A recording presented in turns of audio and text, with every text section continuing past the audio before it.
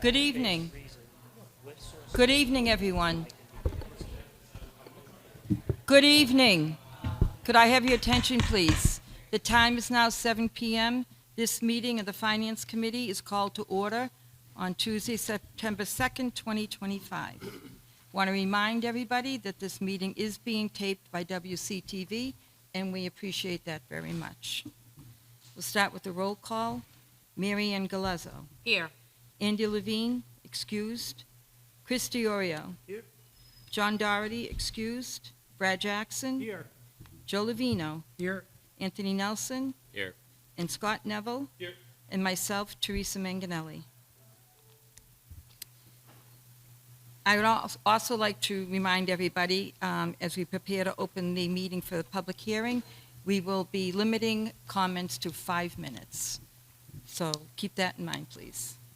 All right, now I'd like to ask the board for a motion to open the public hearing. Motion to open the public hearing? Second. I have a motion and a second. Any discussion?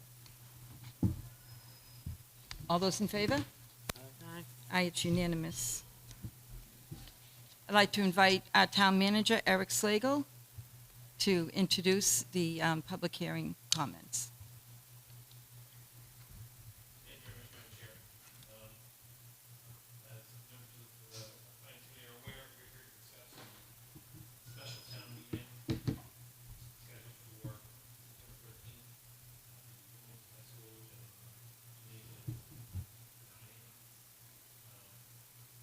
the warrant has 2 articles.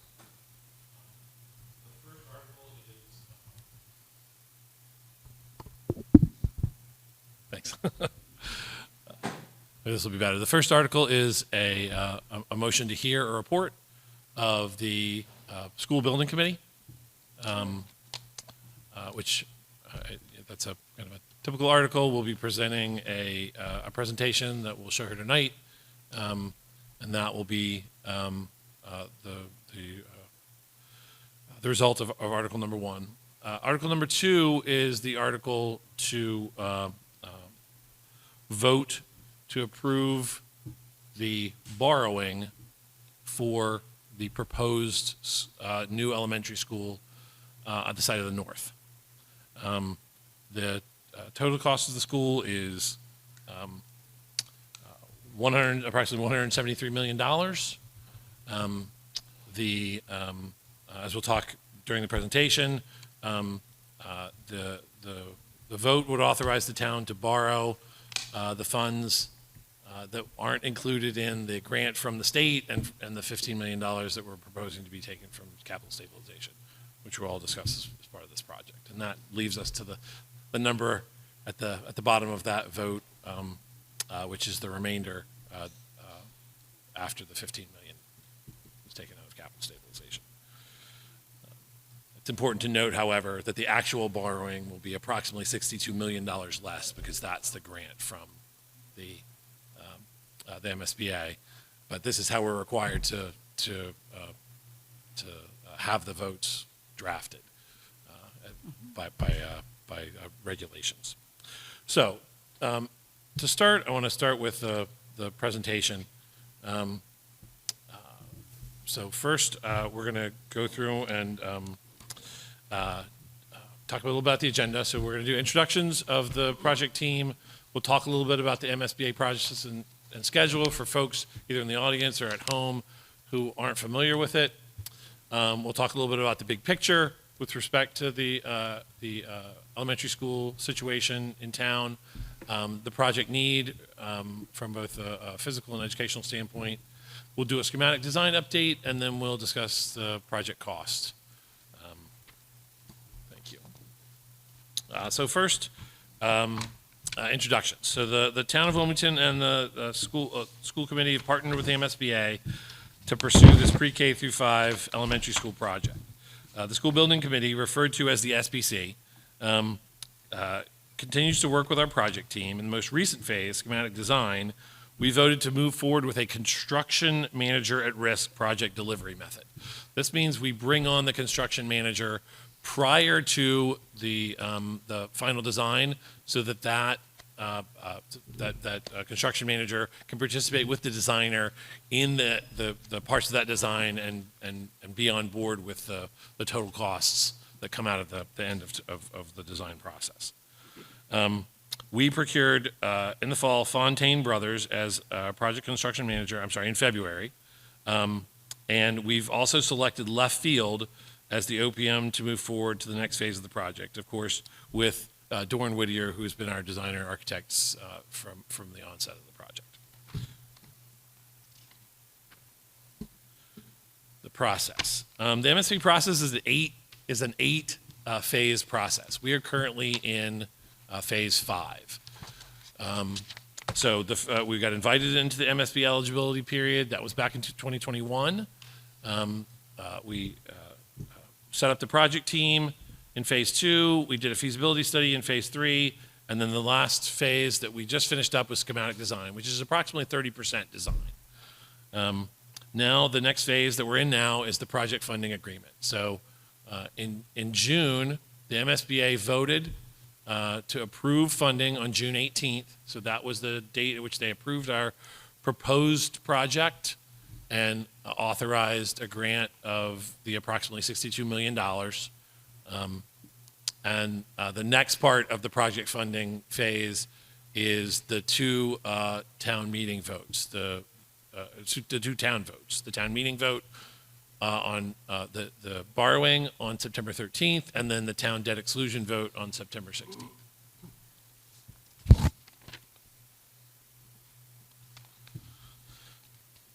So just a kind of quick background for folks who may be watching this and aren't familiar. All of the 6 of the elementary schools in Wilmington are of similar vintage. 1950s and 60s, they experience space deficiencies in their educational programs, and each school needs significant upgrades, including things like HVAC, plumbing, electrical, exterior windows, and envelope, and accessibility. When you submit your statements of interest, which the town did, they submitted 6 statements of interest to the MSBA for all 6 of our elementary schools. The MSBA then requires you to identify one of the schools as the primary school for purposes of their programming. We, along with the MSBA, determined that the Wildwood would be the school that was selected as our primary school. However, the MSBA allowed us, during our feasibility study, to review multiple grade configurations that would include either the Woburn Street or the Woburn Street and the North, and an opportunity to address up to 3 of the 6 schools with one project.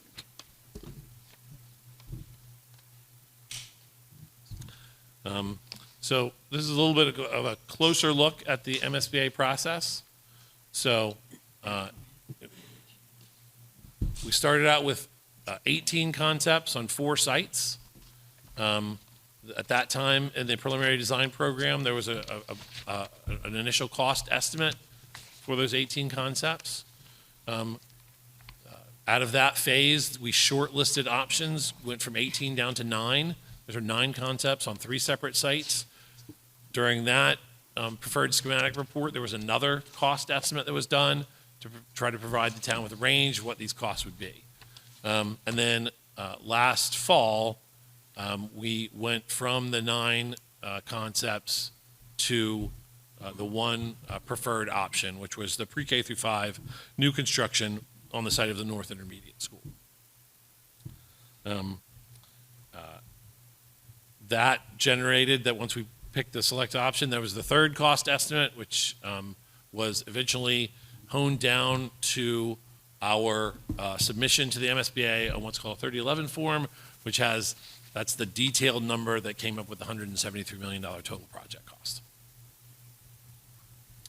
So the next step after we get through these phases, obviously, is the funding votes.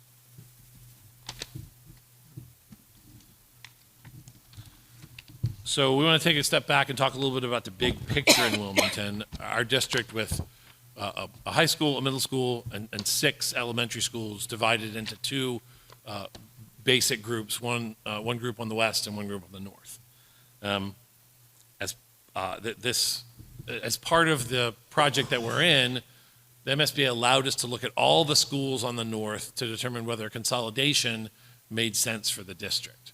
And after a very long process of obtaining information from the community, of doing cost estimates with our design professionals, and debate among the committee, we made the determination that, as a committee, voted to go forward with the preferred option of the pre-K through 5 at the north site. This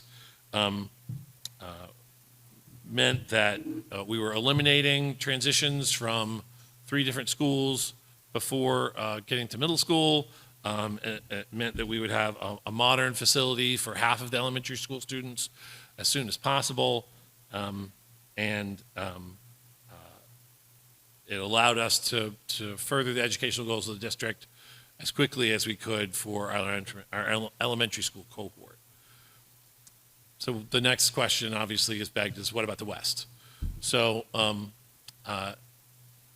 what a project like this means is that in all likelihood, we would be turning to look at the west side of town to do a similar project on one of the sites of one of the already existing schools for a pre-K through 5 on the west side. That would mean the possibility of going through another MSBA process to hopefully get funding.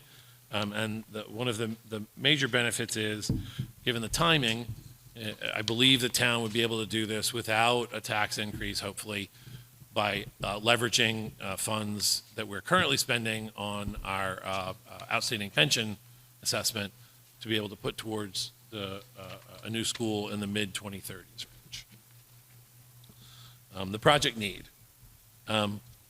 So as part of this project, we did do an existing condition summary of all of as part of the feasibility study.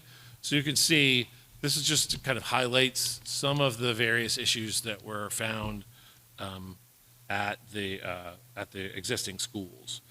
So some of the issues were site circulation and drainage, need for building envelope upgrades such as better insulation of doors, windows, exterior walls, and roofs. Several accessibility and ADA issues, both on-site and in the buildings. Worn interiors and furnishings, and outdated and inefficient MEP equipment. Again, it's hard to believe all of these elementary schools were built before the advent of computers, before the ADA had strict requirements for accessibility, and at this time, specifically the North, lacks accessibility in its schools such that handicapped kids in the district are now required to go to the schools on the west side because the schools of the North are not ADA compliant. There were also educational challenges identified. The district supports a wide range of students who currently have multiple transitions in their elementary years. There's needs for dedicated classrooms for differentiated instruction. There's no designated science or computer spaces, STEM spaces. There's limited dedicated workspaces for service providers to meet with students. There's limited time and space for staff collaboration and professional development, and accessibility throughout the buildings for students to remain with their cohorts in the elementary school years is lacking. In summary, the facilities are maintained very well by the Public Buildings Department and currently operational. However, the inevitable infrastructure upgrades may be limited without major projects to meet current codes and ideally the educational vision here in Wilmington. So now we're going to update you on the preferred option and the schematic design. Wilmington School Building Committee used public feedback to explore 18 different options to unlock MSBA funding to address its 3 elementary schools on the north side of town. After digging deeply into 9 of these potential options, the School Building Committee selected a preferred option, which the MSBA approved. This plan calls for a new pre-K through 5 school to be built on the site of the existing North Intermediate School to serve all students at Wildwood Early Childhood Center, Woburn Street Elementary, and North Intermediate Schools. We believe there are many advantages to this plan and want to highlight 3 key benefits. It starts with economic benefits. By completing the MSBA Marathon, we unlock grant money that will provide the town of Wilmington tens of millions of dollars of state funds to help pay for the project, rather than relying on local tax money alone to fund the new school. While the MSBA invited Wilmington to explore using state money to renovate or replace Wildwood, by meeting their requirements, we can access state funding to replace 3 AG schools at once. This saves Wilmington money in construction costs in the short term and delivers potential operational cost savings in the long term. We also believe this plan has educational benefits for our students. Most importantly, it reduces the number of transitions to different schools for our youngest learners. And continuity is a demonstrated driver of student success in education. The design of a new school preserves the smaller school communities that our students need at different ages. Grades pre-K through 2 will spend their time in the lower levels of the school, while grades 3 through 5 would occupy the upper wing of the school in their own age-appropriate communities. Meanwhile, the entire school gets the benefit of expanded educational opportunities through the core wing of the school, specials programs, library and media center, integrated special education, physical education, and cafeteria. Our educational specialists get more time delivering services to students without having to transition to 3 different locations, while supporting the chance for all educators in this school to plan together, a challenge today given our 3 separate schools. While preserving a smaller community feel that our students enjoy at 3 different locations in the north side of Wilmington today. A new elementary school on the north side of Wilmington also provides significant community benefits. It reduces the number of school pickups for families with children at different school sites. And it centralizes the CARES program for the Wildwood, Woburn, and North School families with before and after care at one pickup and drop-off location. Meanwhile, the entire community can benefit from a new, large gym with multiple courts for use outside of school hours, the cafeteria and stage for community gatherings, and outdoor play space designed for separate play at different age-appropriate levels.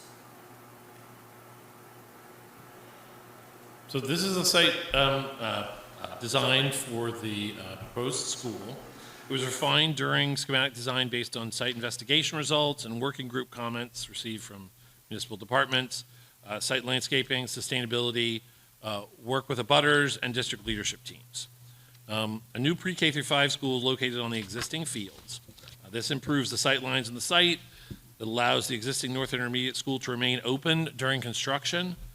Once completed, the existing building, indicated by the dashed lines on the site plan, will be demolished and the remaining parking site work completed. The site plan includes 2 access points, one on Salem Street and the other on Ballardville Street. This separates our bus and vehicle access to the site. It has emergency access around the entire building perimeter, including ladder access in the courtyard and curb and bollard placement for emergency vehicle access. So it's important to note that the road that's completely on the west side, closest to Arlene Avenue, is an emergency access road only. It would not be open for the public. It has over 190 parking spaces provided on site, 3 age-specific playgrounds and play fields, outdoor learning opportunities, accessible walking paths. It had many amenities that were set close to the building to improve security, so students would not have to cross the access road or increase the distance to the property lines. It's got playgrounds that are built with crash-proof fencing around them, vehicle gates and turnaround on the north side, which prevents vehicles from traveling along the west side of the building near the lower elementary play areas, and berms and screening to improve the buffer along the property lines. We also test fit an additional basketball court and U8-sized open fields around the site, which are potential to be desired, but are currently not a part of the plan. Based on site investigation results and working group comments received from municipal departments, landscape, sustainability, and abutters, the site design was refined, and we will continue to look at the pinch points, the walkways and property lines to try to improve those during the next phase. This is just a general look at the actual floor plan. The thing I want to point out here is for building security. The pink areas are private spaces. Those are the educational wings. They are all accessible through a single access point into the public space and able to be closed off during any kind of emergency. Meanwhile, the blue spaces are the public space that includes the gym, the cafeteria, the library, the administration, and some auxiliary classrooms. This separation allows community to access after hours for the amenities, but keeps the educational space segregated.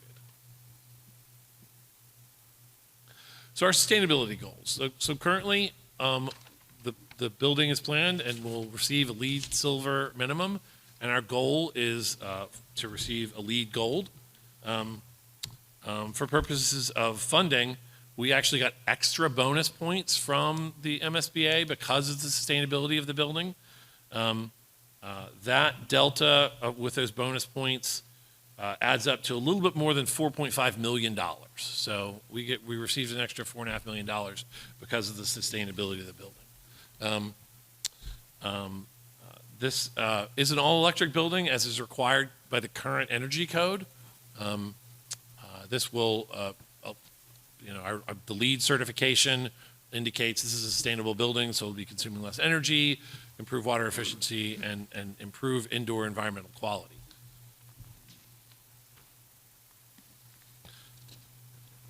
And now we come down to costs. As I mentioned, there were several different stages at which we put together cost estimates for this project. In the preliminary design program, the estimated cost range was between $194 and $214 million. As you can see from the slide, that shows you the cost per square foot for the total project and construction cost underneath it.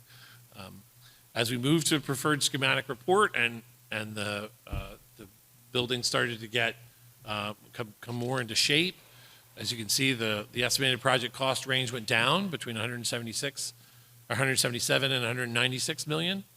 And then when we get to our final project cost of 173 million, you can see we've worked really hard with our design professionals to drive the project cost down over the course of this program. So that brings it to a $1,050 per square foot for total project, and a construction cost of about $835 per square foot. And those numbers are highly competitive with other projects that are being constructed currently.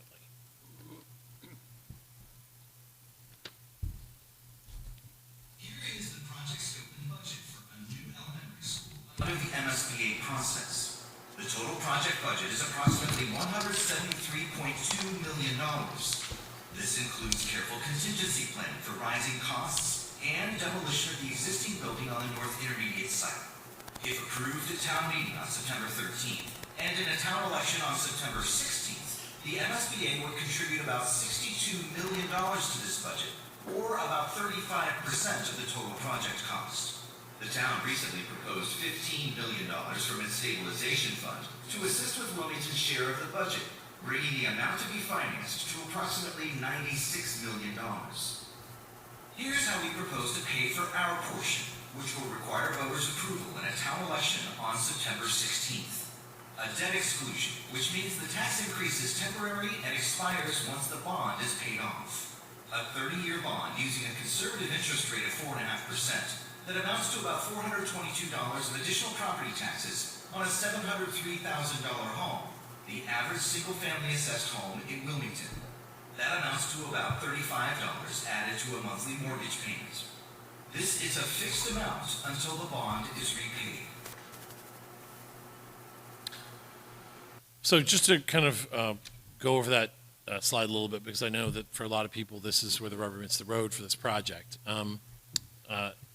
The $173 million total project cost, of that, we're eligible for an MSBA reimbursement of $62 million, and the proposal, which is included in the vote, would take $15 million from capital stabilization to drive down the borrowing costs. Now, a couple of caveats. These numbers are all based on FY20, the current tax year's tax rates, so they're not, because that's the most accurate, the current year is what we have the most accurate rates for. It's based on a 30-year fixed payment bond. It's based on a 4.5% interest rate, which is very conservative. We actually, in the fall, had based our cost on a 4% interest rate, because that's what the lenders told it to base us on in the fall. This is a result of an effort by the town to drive down the cost of this project. What we heard consistently from folks was, especially for people who are on a fixed income, who are seniors, or that the largest kind of a pain point was the monthly impact. So if folks remember, when we came in the fall and we're talking about this project, we had estimated at $186 million project with $54 million in potential reimbursement and a tax impact on the average single family of about $780 per year. We worked very hard. We kind of adjusted our financing plan. We came forward with funds from capital stabilization to drive that monthly cost down so that even for the owner of a $900,000 house, this is literally less than the cost of a cup of coffee a day.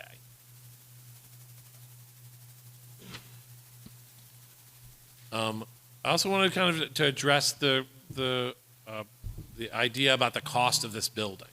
So this slide shows the building cost per square foot as compared to other MSBA projects. So as you can see, on the left, you've got Andover West Elementary, you've got Amherst, you've got Maynard, you've got Hopkinton, New Bedford, I believe that's Newton, and then Situate and Stoughton. And these are all projects that are kind of relatively close in time to our project. As you can see, their average cost per square foot for the building cost only, again, this is not construction cost, this is just for the building, is $542 per square foot. Our project's coming in at $538 per square foot. So we are right there at very competitive with the cost comparison for building costs. This is the total construction cost. As you can see, the cost per square foot as compared to other MSBA projects. Again, the average for those projects is $882 per square foot. Here in Wilmington, we're looking at $835 per square foot.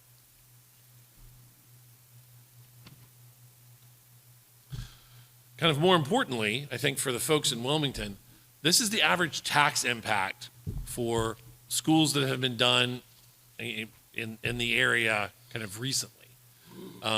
If you look at the average tax impact per year for their average single-family costs, you see that Wilmington comes in as incredibly competitive with respect to the cost burden that this is going to have for our average single-family homeowner.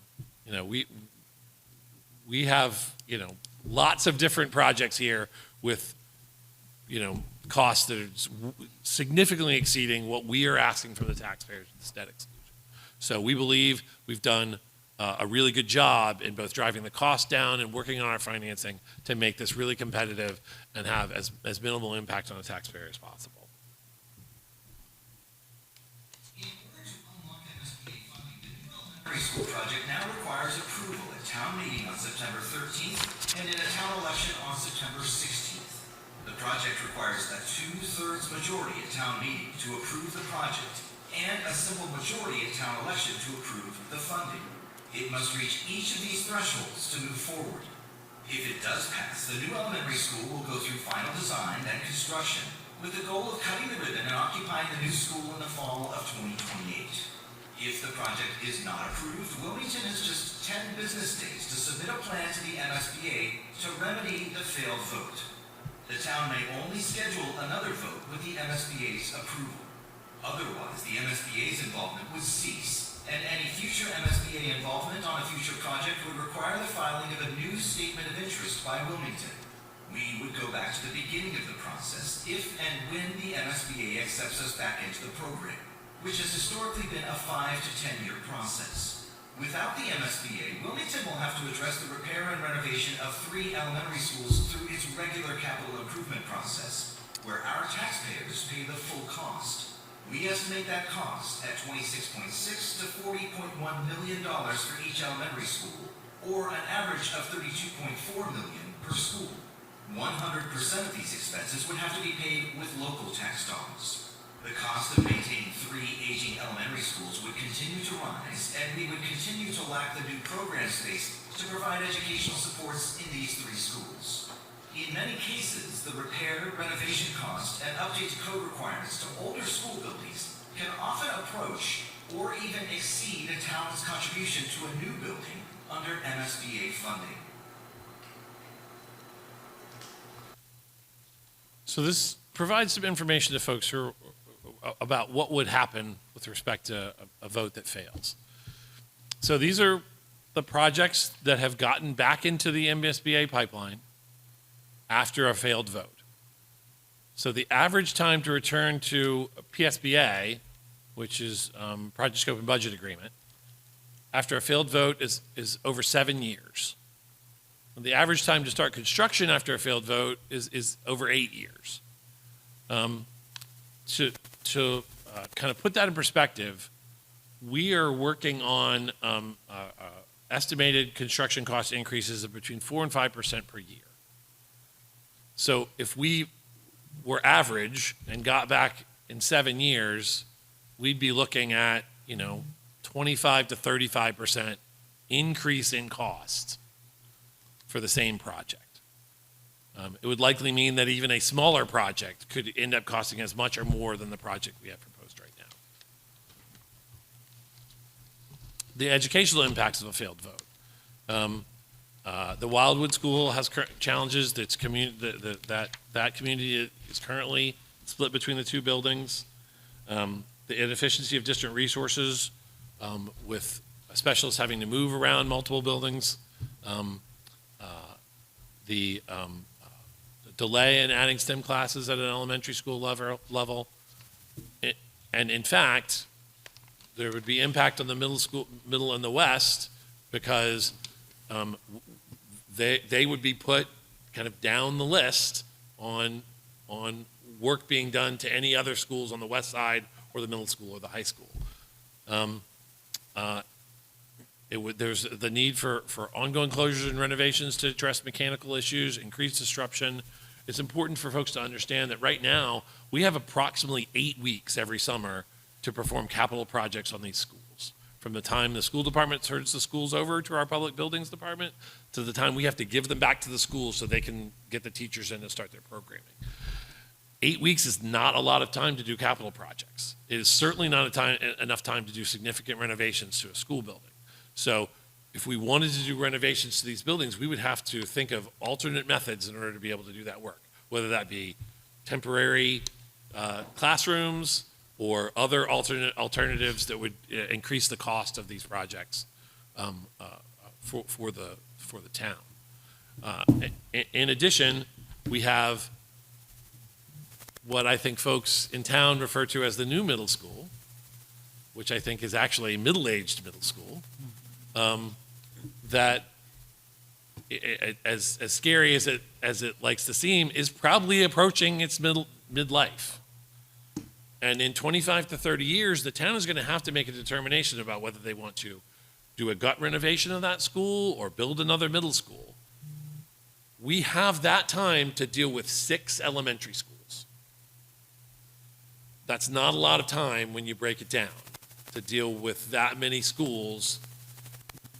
And so at this point in time, we're hopeful that the town would move forward with this project so we can capture the $62 million in funding and from the state, reduce again those potential construction cost increases for another smaller project, and allow us to put ourselves on track to complete renovations of the elementary school buildings prior to having to deal with anything that may come through from the middle school. Obviously, everybody in the committee knows these, but for folks at home, again, the town meeting is Saturday, September 13th at 9 a.m. at the high school in the gymnasium. Please do not get there at 9. Please get there early. It is likely to be an extensive check-in process. So I think check-in's going to start at 8 o'clock. Is that right? Beth here? Yes. So check-in's going to start at 8. So please do your best to get there as early as possible. And then the following Tuesday, the 16th, from 8 a.m. to 8 p.m., the debt exclusion vote is happening at your precincts. That's 123 at the Senior Center, 456 here at Town Hall. Early voting has started. It started today, and will be going for the next, going until, I believe, the 12th. And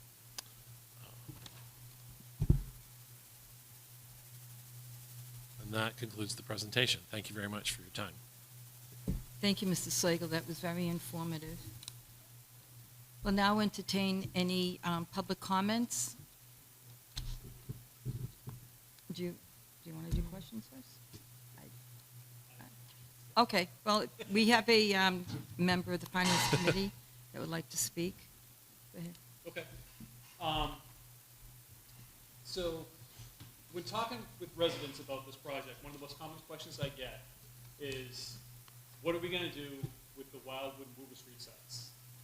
In fact, earlier today, a letter went out to, I know, a number of Woober Street residents saying the Woober Street site could be sold to the developer and turned into multifamily housing.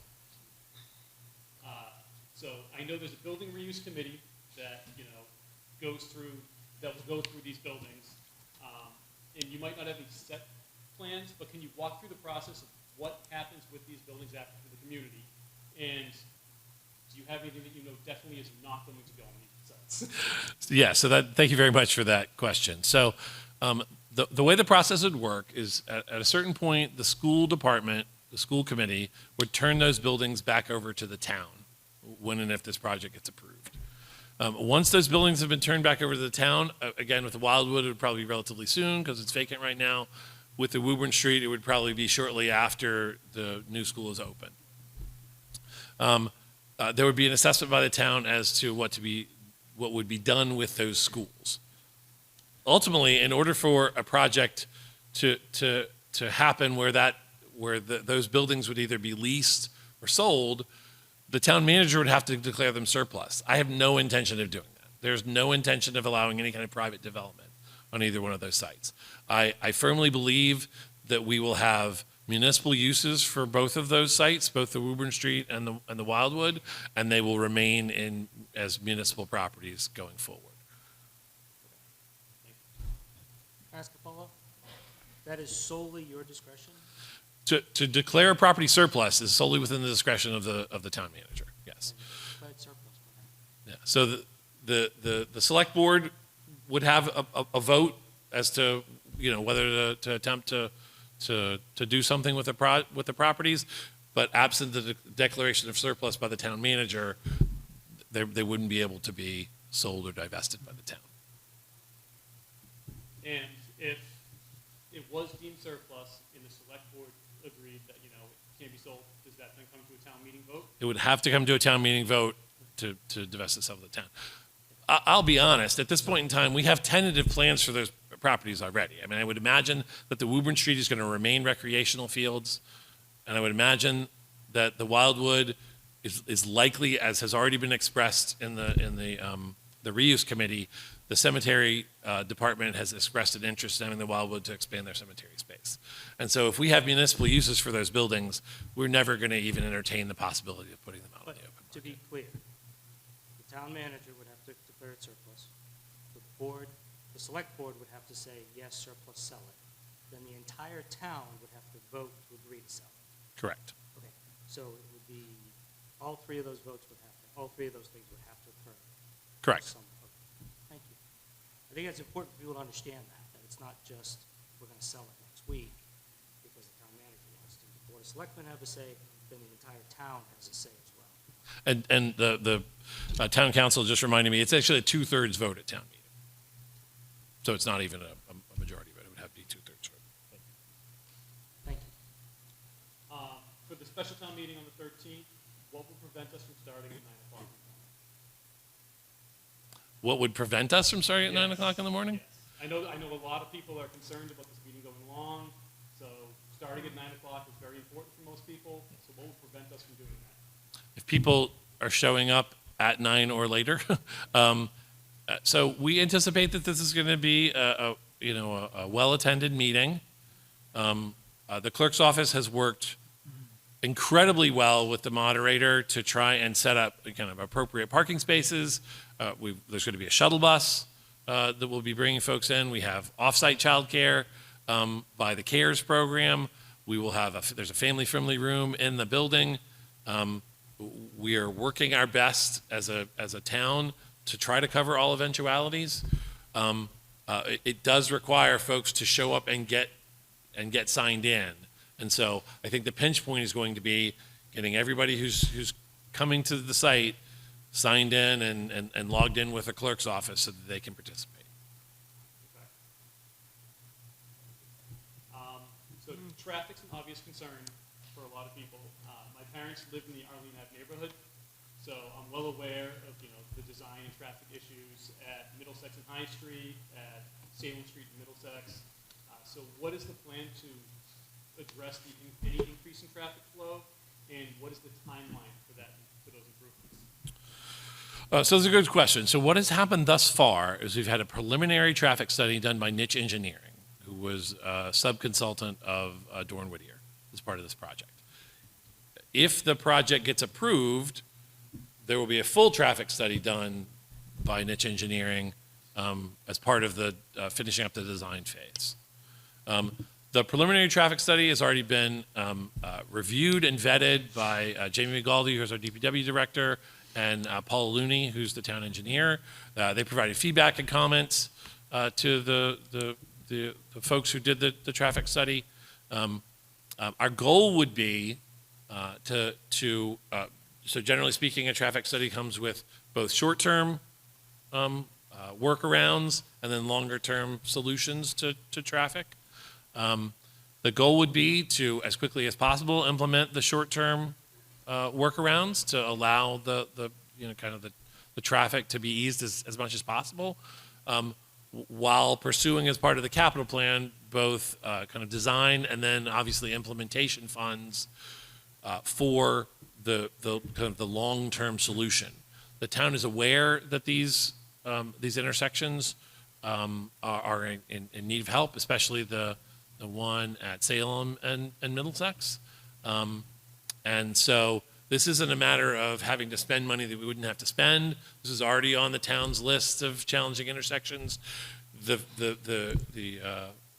construction of a school just kind of bumped it up on the list as to when we would be addressing it.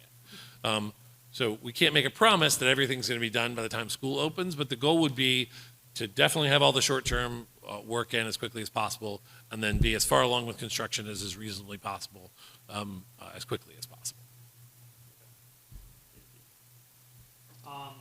So I understand the concerns of abutters about living next to a construction zone for 2 years. The abutters of the Town Hall School Admin Project were unhappy with communication from the town. So what steps have we taken to improve that process for this project? And what design steps have we taken to try and make this project less invasive to abutters, both during construction and after the project is completed? Okay, so there's a couple of different questions. One of the things that we did when we went out to look at our construction method was we decided to go with the same at risk. One of the reasons is because we wanted to have someone on the project as soon as possible who could kind of take a look at the site and evaluate those sort of things and have as much time as possible to both work with the design and work on plans to alleviate any kind of impacts of those of the construction. I can say, as one of the reasons why we chose Fontaine was because they became fully prepared with a kind of a plan to segregate the existing school from the construction site. They've got a long history of experience with doing these kind of infill sites where there's already a school and it's in a kind of a tight residential neighborhood. And they've already kind of dedicated an individual. His name is Mark Abdallah. He couldn't be here tonight because of a conflict, but he is the kind of the front and center face of Fontaine for purposes of dealing with those abutter concerns. And so they are already working on, and once if this project gets approved. We'll continue to work on kind of a robust communication plan to make sure that the abutters are all aware of the kind of the project timelines and things that are happening on site, and also making sure that they are kind of warned in advance if there's a change in circumstances that may impact their properties. As far as what we've done as a team, as a part of our conversations with abutters, we've kind of worked with Dore and Whittier, and they've worked internally to try to do as much for mitigation of impacts as possible. One of the things we've talked about, berms and fencing. They've tweaked the location of the building on the site several times to try and maximize the distance from the property lines to the extent possible.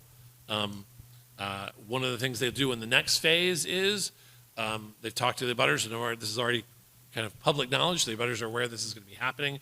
They'll be doing renderings from folks' backyards to show what the school would look like if it was constructed from their own properties, to give them an idea of what to expect.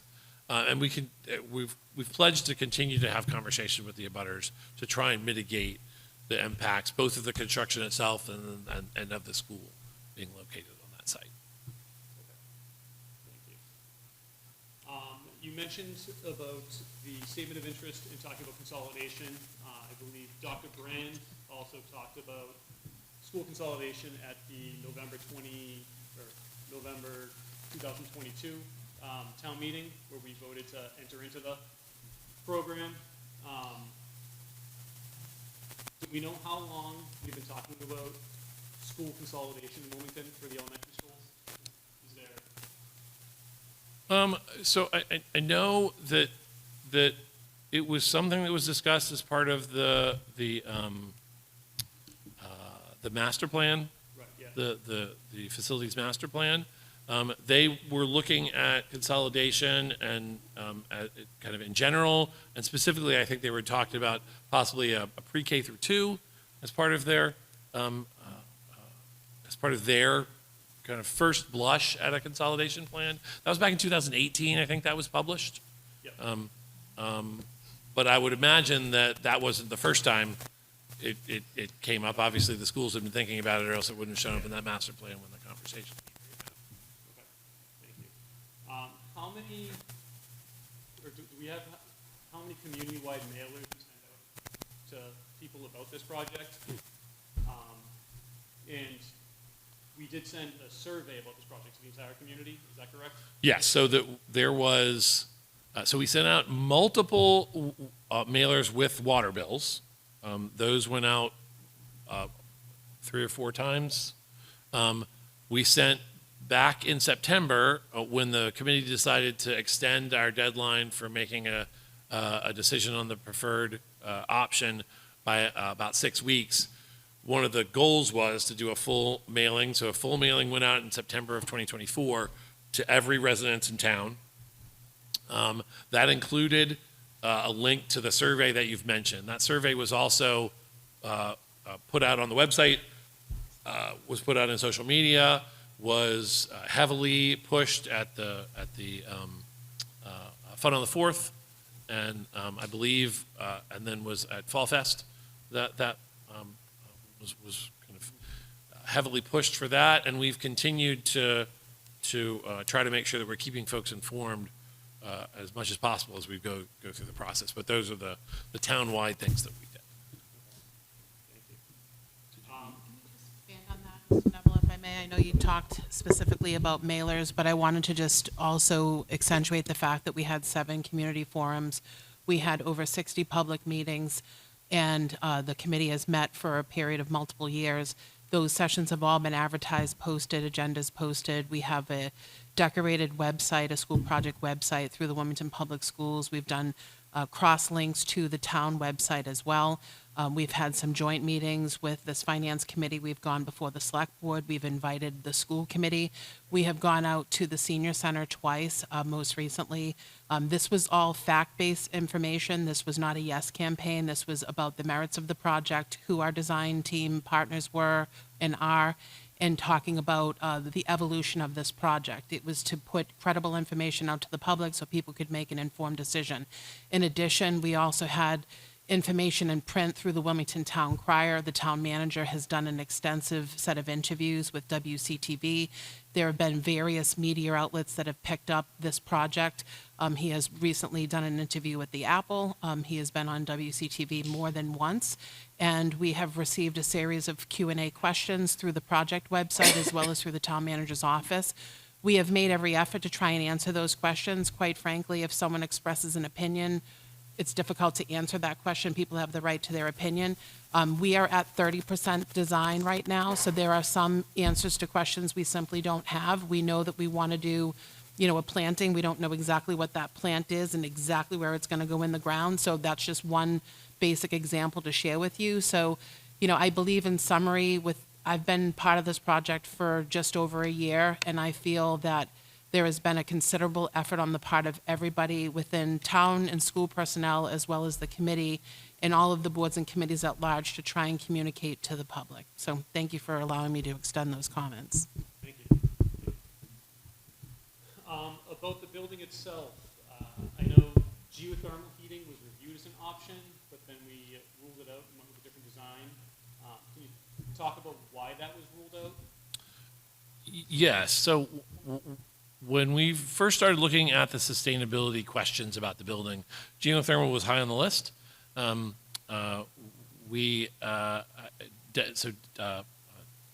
Dennis Kelly, who is our head of public buildings, in fact, went out to multiple other sites where they had geothermal to investigate the possibility of having that here. Unfortunately, the timing didn't work out because of the change in administration at the federal level. The grants for geothermal were going away. And so we looked at it with the grants, and with the grants, there was a possibility of it being kind of an efficient system. Basically, we'd get with a cost return within a reasonable amount of time. Once that grant, the possibility of those grants went away, it no longer made fiscal sense to try and go down that road. So we focused at that time on getting the best quality, most efficient all-electric system that we could get that wasn't geothermal. Okay. Why did we choose not to put solar panels on this project, and can they be added in the future? So at the current time, so one of the benefits of living in Wilmington is you have RMLD. And RMLD, in case you folks in Wilmington haven't paid attention, has way lower electric rates than your national grids around the state. What that means is the benefits that you get for Mass Save from RMLD are minuscule compared to what you get in, say, a national grid community. So one of the things that makes solar on a public building financially feasible is the Mass Save rebates that you get for putting solar on there. And unfortunately, RMLD doesn't offer those sort of rebates to either it's residential or it's commercial. It doesn't mean they don't offer any, but they're not nearly the kind that you get in some other municipalities. As to whether or not it can be added in the future, that's something that would be decided as part of the full design of the building.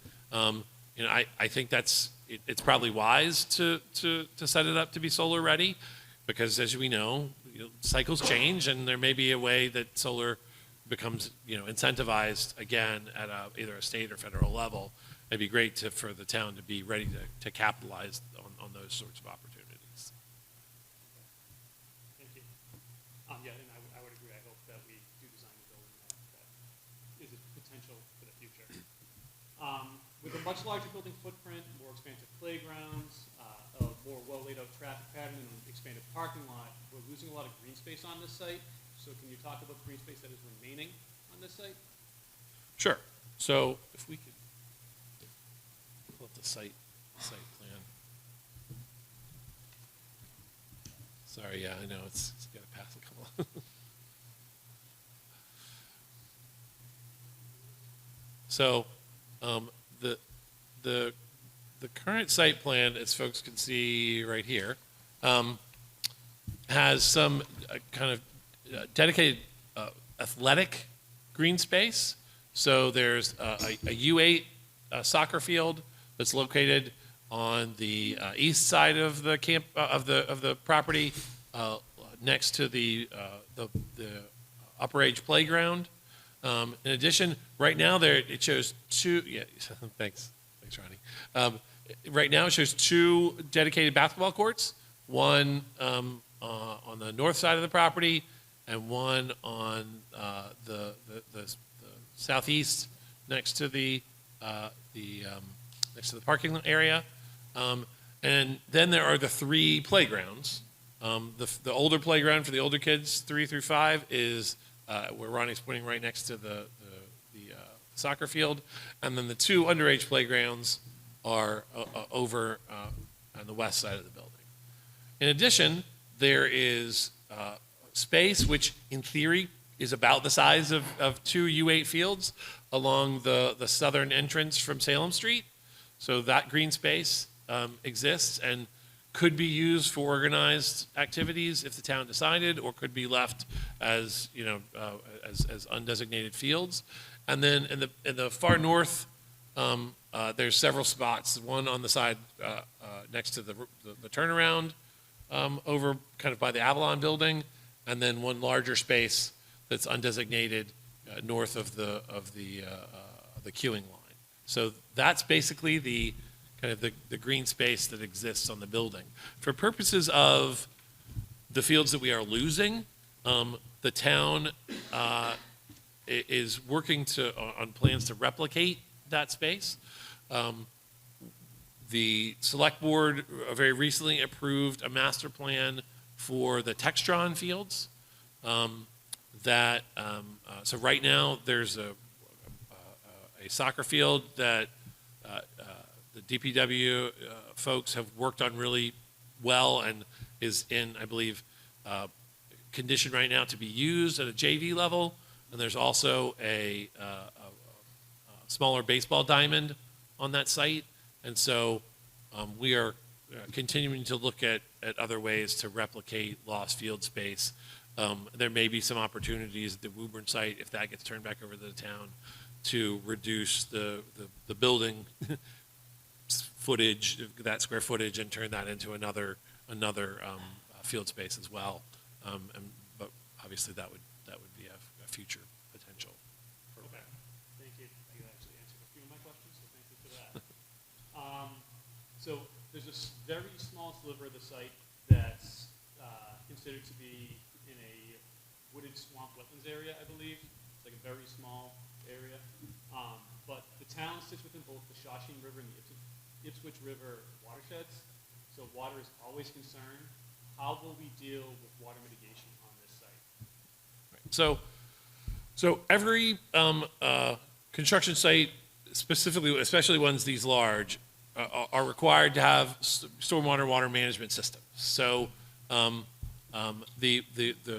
water management system for this structure and all of the associated impervious surfaces would be designed to maintain that water on site. So in the case right now where there may be some leaching of that water from those backfields onto adjacent properties, right now the design would be required to maintain all that water on site. For purposes of our any kind of jurisdictional wetlands that may be, again, to the south of the building there, we will obviously be going through the Conservation Commission and going through their oversight to make sure that we're compliant with all of the appropriate regulations as to how we're dealing with any kind of proximity we have to that locale.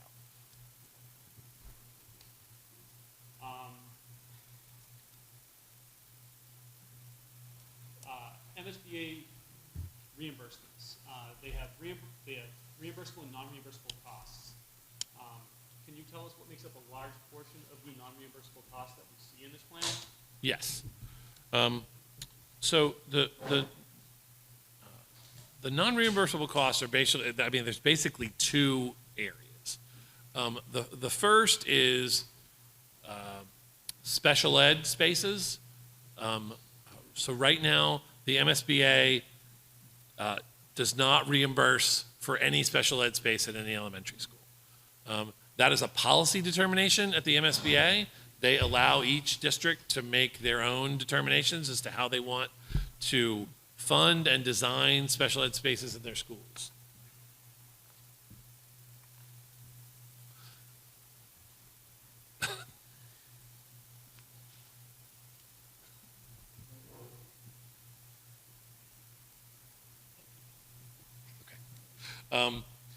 So a large portion of the special ed spaces, because they're designed by the district, the MSBA generally doesn't reimburse for those.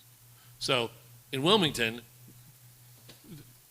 some reimbursement? Okay, so the majority of it is not reimbursable. But it is? It's not the special education space.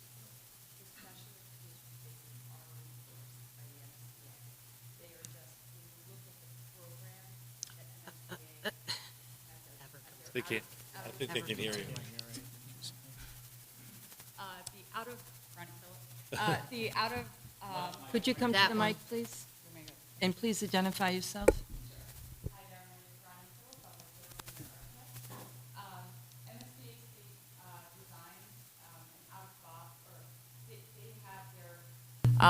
Base spaces that they'll reimburse for typically. And then they have a district put together their special education requirements, and that gets added onto what they will reimburse for. So that goes through, an approval process. It goes through the Department of Education's review as part of the process. And once that's approved, it does actually get reimbursed with the MSBA. The MSBA does have ineligible costs. So to be fair to every district that they are working with, they cap expenses. So for example, they will cap the expense of the construction cost per square foot for the building. They will cap the site cost. Some sites will be, 30 or 40 acres, and some sites are much smaller. And so to be fair, they cap how much they will cover for site costs. This project, actually, all of our site costs are being covered because we have not exceeded the cap. As far as ineligible expenses, some spaces they will deem as ineligible within the building. And that's just gone through as a review process. But the costs really have to do with that certain costs are capped, and so anything above that is considered ineligible.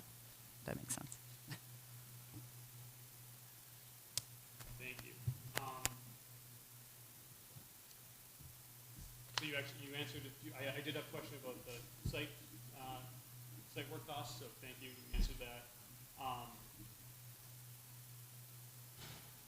When looking at our options, the Woburn Street site.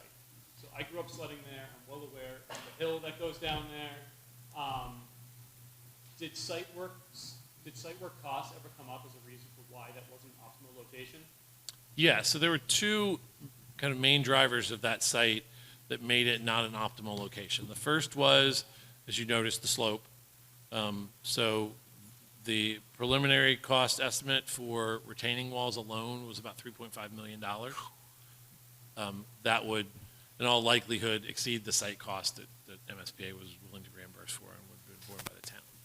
The second was that site does not have sewer, and so there would have to be an on-site septic system.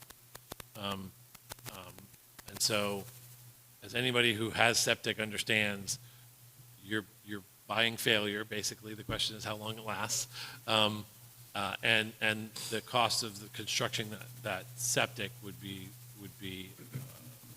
and also a very large cost.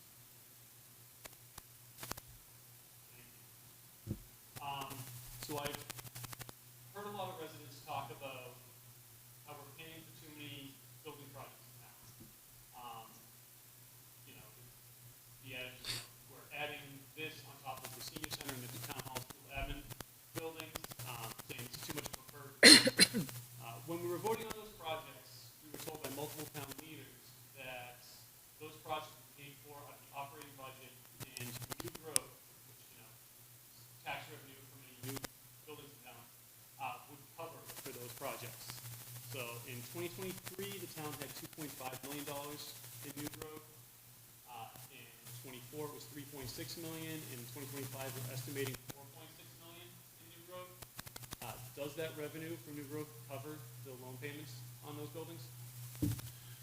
So the revenue from new growth on its own, along with additions from the operational budget that were set aside for these costs, together cover those costs. New growth alone doesn't cover it, but it was covered by savings within the operational budget combined with the new growth. Okay, thank you. The North Wilmington Fire Substation project, which is already underway, we've already funded a portion of that. Do you anticipate asking for a debt exclusion or an override to pay for that project? No. Thank you. Do we have an idea about the DPW barn, which is also on the long-term horizon, but do you plan on asking for a debt exclusion or override to pay for that? No. Thank you. So I've heard some questions about school safety with regard to our buildings.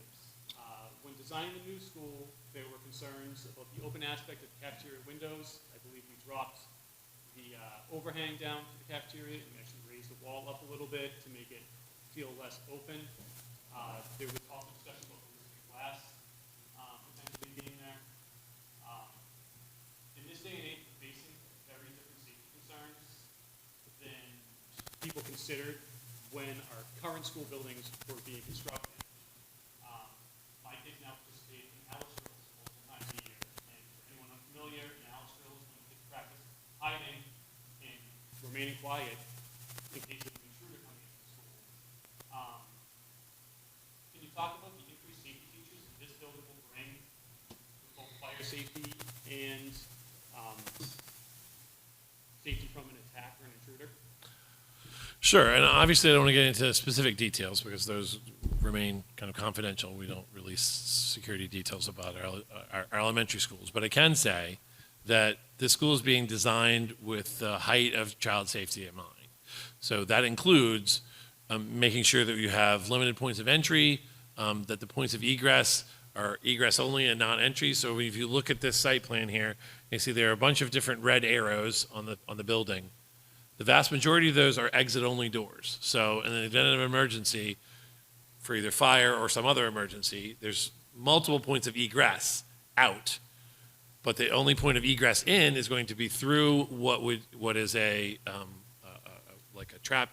locked vestibule at the main entrance, which is at the western or easternmost corner of the building. And once you get into that vestibule, you will have to be checked in by a live person from the administration. There's access, so that person could be brought directly into the office without having access to the school. In addition, as I talked about, the differentiation between those public and private spaces is through one access only. The access has the ability to be locked in the case of an emergency, so that if there's an intruder that entered through the public space, which is the only entry level, those doors could be locked prior to someone getting to where the students were. In addition, the design team has worked with public safety, both police and fire, to make sure that this building exceeds all of our expectations for safety of our students. And quite frankly, I don't think the committee would have it any other way.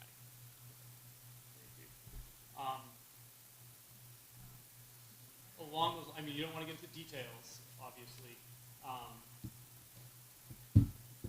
Would anyone design a school the way our current elementary schools are designed with safety concerns in mind? No. But it's not just safety. I mean, these were designed in completely different areas of schooling. They're not designed for computers. They're not designed for accessibility. They're not designed for security. We're designed in a different day and a different age, and you know they've lived long, useful lives, but the time has come for the town to take significant efforts to modernize them. Right. Okay. So, kind of moving along in that same vein, though.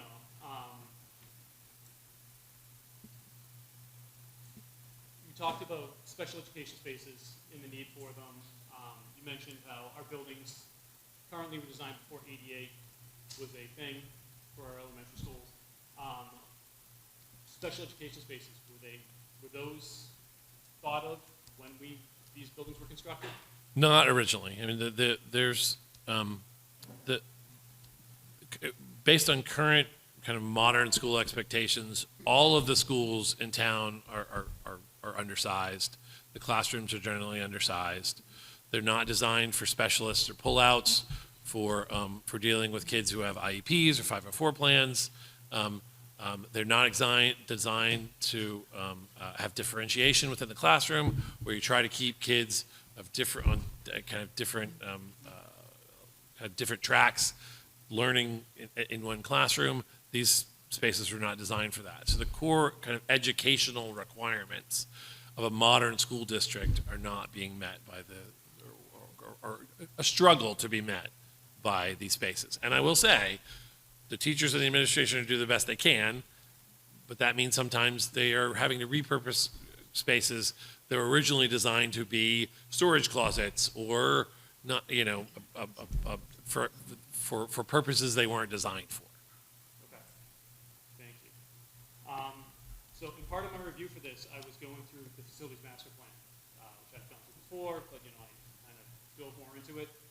In it, I could only find one spot where it mentions special education spaces, and that's a line with the Shawshene school plan that says there should be additional spaces for conference rooms, offices, nurses, small group meetings, administration, and special education programs. Nowhere else in the plan could I find a mention of these critical spaces that we, need so many of.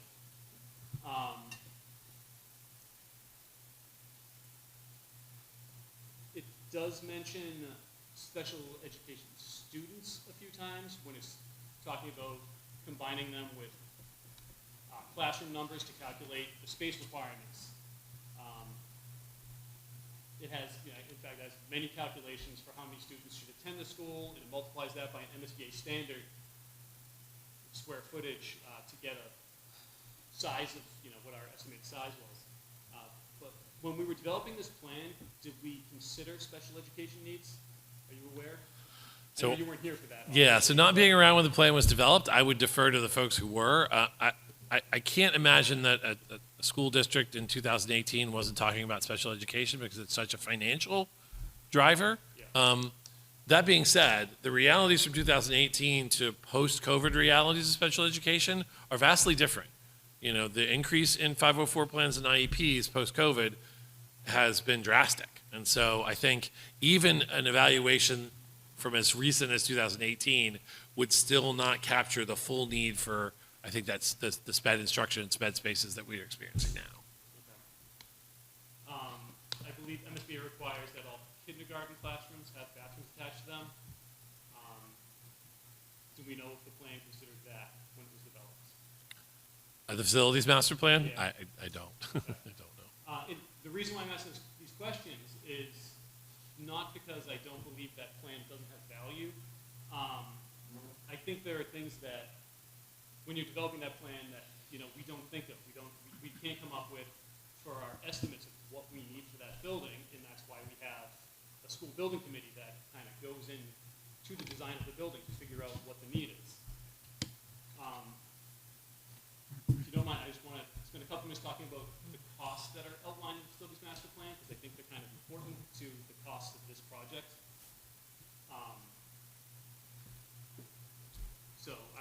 So to give a cost comparison from our two most recent building projects, the cost estimates in that plan are in $2017. It says it in the plan itself. So we obviously expect some kind of increase, for inflation. We've seen a lot of that lately. But when the plan was developed, it estimated the town hall school admin building would cost $19.3 million, and the senior center would cost $6.7 million. 5 years later, when we had a building committee look in depth at those projects, we realized the town hall building was going to cost $36.8 million, or 96% higher than the plan originally estimated. For the senior center, we came up with a price tag of $17.9 million, or 167% higher than we originally estimated. Now, to be fair to the plan, When the Senior Center Building Committee began digging in and researching the facility and developing the project, they found that there was a change in need from when the facilities master plan was developed. They increased the building size from the suggested 14,000 square feet to 18,900 square feet. That certainly counts for some of the price increase, but cost per square foot on the project increased 98% from the facilities master plan estimates. So 5 years after that plan was developed, we saw a 96% and 98% increase in the cost estimates versus the cost of the plan that we proposed.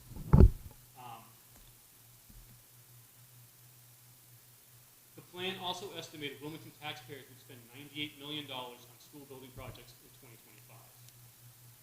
So applying that 98% increase that we saw on our other projects, along with 3 years of the non-residential construction inflation rate, in this project, and if this project is in line with our other building projects in town, our facilities master plan is suggesting Wilmington residents were expected to spend $223 million on school buildings this year. Now the plan had us addressing all of our elementary school buildings. We're only doing half, so if you cut that number in half, you end up with $111 million. You're smiling. Imagine my surprise when I did the math and I saw a familiar number there. So if you take it a little bit further, you could even say we saw a change in need like we did with the senior center. The facilities master plan called for 134,000 square feet of space needed for the north side schools. When the building committee started digging in, examining the project like we did with the senior center, it was decided that 165,000 square feet was what we actually needed. So if you do it at the cost per square foot, as I did with the senior center when estimating that cost, and you apply the inflation rates, the facilities master plan suggests that we should actually be spending $137 million in the north side schools in 2025. Now again, I'm not trying to say the plan is wrong or bad. I'm just showing that the cost comparisons between those two building projects and this building project are on a similar price plane, that that they're all going at the same rate. So this isn't out of line. What we're talking about here isn't out of line with what those two projects saw. I'd like to just make a comment concerning the facilities master plan. I was a member of that committee, and I just want everybody to understand the purpose of that committee was to look at all the needs of the community, look at all our assets, meaning land or available. Thank you. We wanted to match our needs with what our assets were. When we were given estimates, it was purely a very high-level estimate of construction costs at that time. At no point did we ever get into details such as bathrooms or special ed or roof types or anything like that.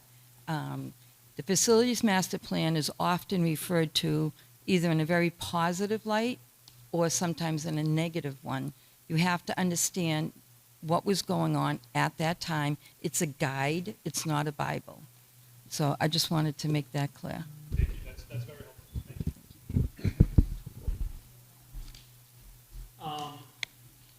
So I have a few questions about the timeline and cost if we vote no on this building project. You touched on some of them, but the pre-K to 5 option for North was chosen as our plan in October of 2024. When I was reviewing information on this project, I went through a presentation on the school conditions from an October 18th, 2023 school building committee meeting, so almost 2 years ago from now, and a year prior to making our decision. I sent you a list of conditions to the north that plan outlined. I won't go through all of them because it's I have a page and a half of them here. I believe you answered those in I did. in email response to me. And I can certainly answer them for you. You can certainly ask me. Dennis Kelly is here, and he Okay. spent some sit-down time with me for over an hour going through it, and then we also yeah, talked that'd again be great. today. So If you took the time for that, we will. certainly if there's something specific that you have a question for, I can take it.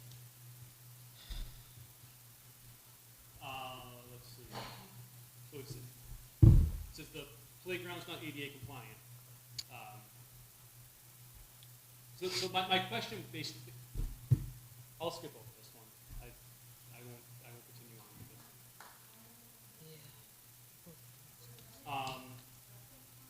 At the June 23rd select board meeting, we saw data that shows MSBA, actually you talked about tonight, when an MSBA project fails, the town comes back, takes an average of, a little over 7 years to get in, 8 years to get to construction. So if we vote no, to get back to this point, it's about, between 7 and 8 years on average. Yes. Okay. Do we have a list of projects that need to be completed at the Woburn Street School if it were to remain open for the next 10 to 11 years? So I know that Dennis Kelly has a list of projects for all the schools, including the Woburn Street. Those would include things like windows, roofs, the boiler in all likelihood would need to be evaluated, and that doesn't count the kind of the small stuff that has to be done with all the schools all the time. Those three things constitute the largest capital costs for most municipal buildings. So even if we were to come back, if the plan were to be, if this vote fails, we come back and say, we want to do a pre-K to 3 instead, the Woburn Street would, be a building we would then remove. We would get out, we would no longer have it if we built a new pre-K to 3. But in the meantime, we would need to do those projects before we even got there. So in all likelihood, we would need to take some steps with the schools. Yeah. So right now, because we got our statement of interest accepted by the MSBA, the capital projects for the north side of school, for some of those school buildings, have been deferred. And the larger capital projects have been expenditures on the west side in the interim. And if for some reason this project fails, because we would then not be in the MSBA, we would not have a kind of a pathway to have those buildings renovated, and in all likelihood the town would need to expend some capital funds to make sure that those buildings could survive till we were. I believe there was a slide up earlier tonight that showed a range of costs for what the updates that would need to be done. Yes. On the low end, it's $100 million in the next 5 years, 5 to 7 years, did it say, the slide? Well, that was, if we needed to bring those That was the three low end. schools on the north side, renovate them and bring them up to code, yes. So if we vote no, we're going to spend $100 million in the next 5 years on the old schools to get them up to code. Again, approximately. it's probably not the next 5 years. I mean, 5 to 10? but 5 to 10 years, we Okay. would need to, 5 to we're going to have to address those schools, yes. Or we spend 177 minus the 65 from the state, and we get a new state-of-the-art building. Correct. Thank you. So we know about the untenable situation with the Wildwood students. They're split between the west and the middle school. Does the town, or, I don't think Dr. Thompson's here. He had a conflict, Okay. fortunately. But do we have, does anyone have an opinion from the town side if that arrangement can last for another decade? So I believe we've discussed it with the school department, and that is not tenable for that amount of time. Do we have a plan if this fails, of what we're going to do with those students? So right now, no, we do not. In all likelihood, that would require us renovating a building for a pre-K through K.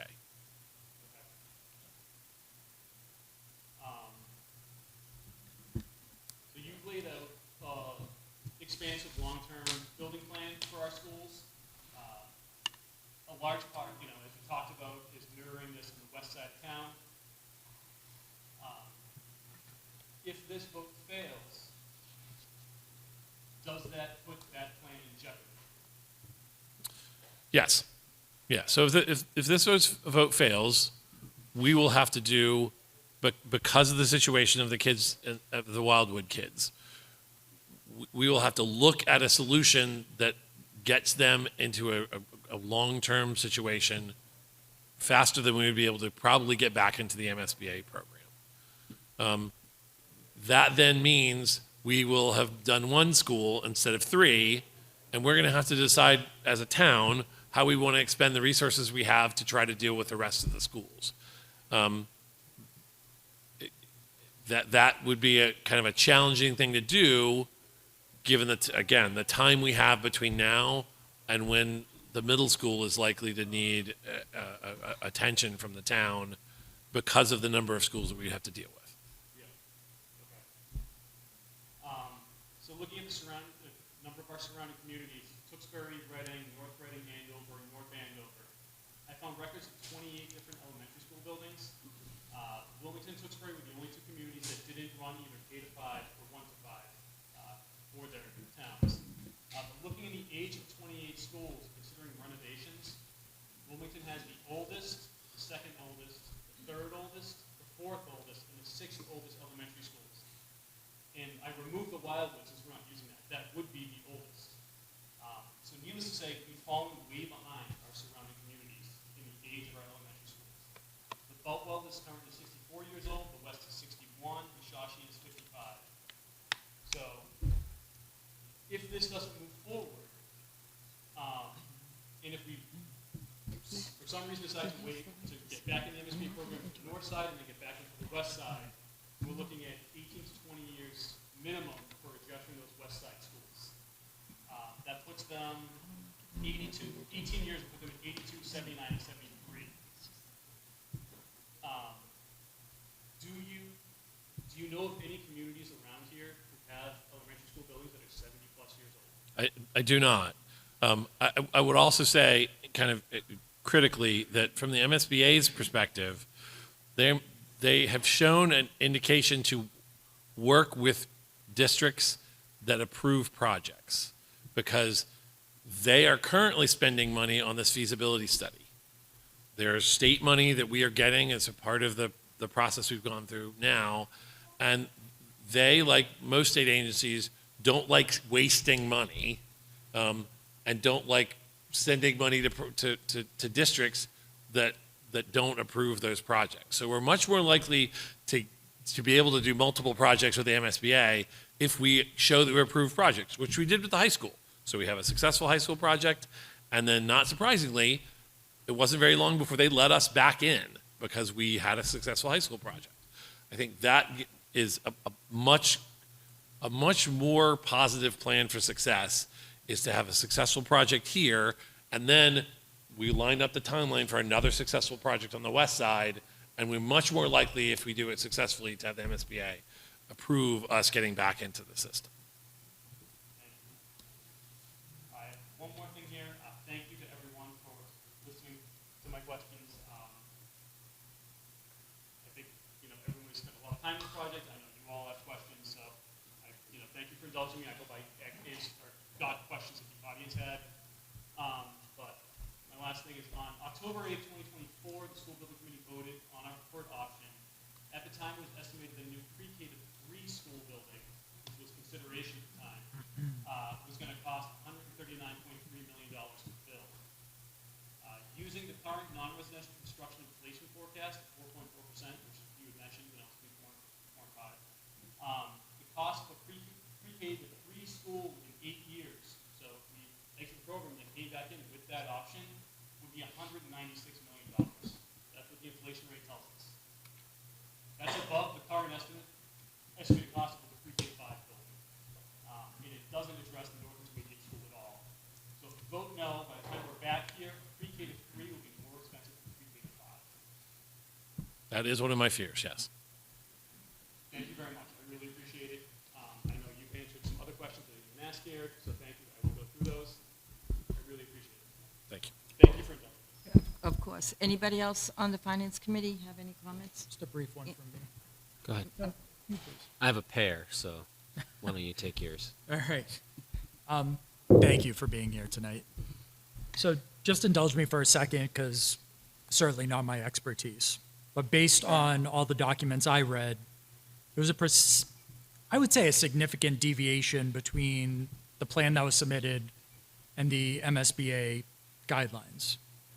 So can you explain why the deviation? Because when I look at this project, I say, wow, this is a beautiful school, kind of looks like a high school. Is it too big?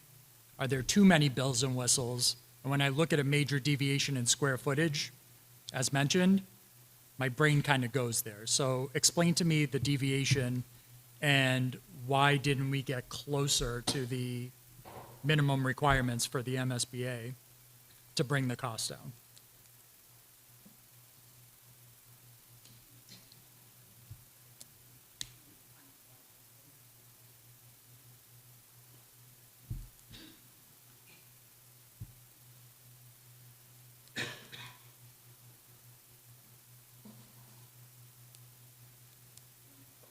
Yeah.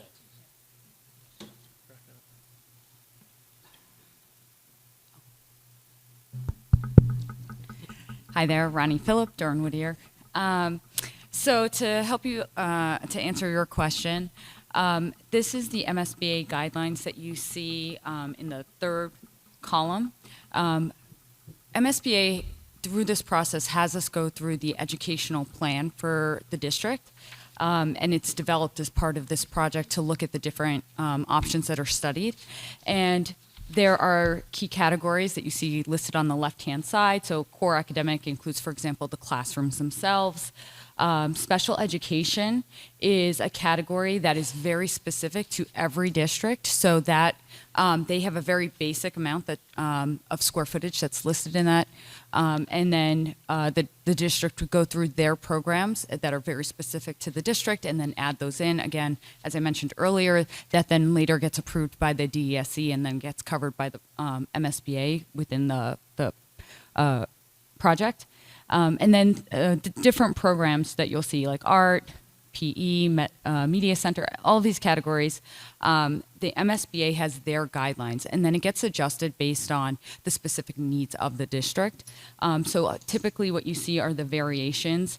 Some, for example, like in core academic, that has to do with the number of students per classroom. So MSBA has a calculation that they provide. Again, it's to be very fair to all of the districts that they are working with and all the projects that they are pursuing. And then it gets adjusted based on the specific requirements of Wilmington. So we had, for example, there was a couple of additional classrooms that were required. The program looks at extended learning areas that added some extra square footage.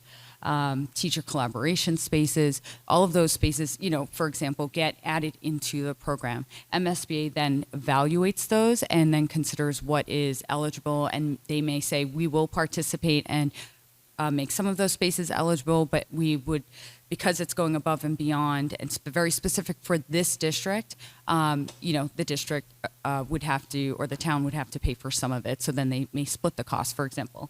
But in reality, all of the spaces are in response to the educational plan. And once that plan is approved by MSBA, we have to stick to that. And so we cannot change that. So for example, if this project were to see some unforeseen costs, MSBA is very specific that once this program is approved, so the 165,000 square feet for this project, that is what we must move forward with. And we can't take away from the educational program. Totally understood. As part of the educational piece, what I'm trying to get at is the additional square footage based on need, or is it based on want? So when I see a gymnasium that's 3 times the size of the allowed MSBA guideline, I have to ask myself the question, why do we believe a gymnasium 3 times the size is needed when MSBA doesn't think that? Or maybe it's 2 times the size. I don't recall the exact multiplier, but it's bigger. So just explain to me, are these nice to haves or need to haves? So they're considered need to have. The PE, the 6,000 square feet for the additional square footage in the gymnasium, that is a community need. So that was determined going through the process. And as mentioned earlier, there was a lot of reach out to obtain community feedback on whether or not that was a desire to have included with the project. And I do have a slide. Can you advance it? So there is, when we evaluated the needs of the gymnasiums at the current schools, they are actually used for a lot of community use. And the square footage is very similar to what you currently have in the district. So even though the school itself would need the 6,000 square foot gymnasium that is covered by the MSBA, there's the rec program, there's the athletics, for example, the high school, they use the spaces, there's travel leagues that are using it, adult leagues. A big use is actually the CARES program, and the CARES program currently runs, it's the after school and before school program. They run at two of the schools, the Woburn Street and the North Intermediate program. All of that now would be happening at the one new school. And so having the additional square footage, can I just get the pointer out?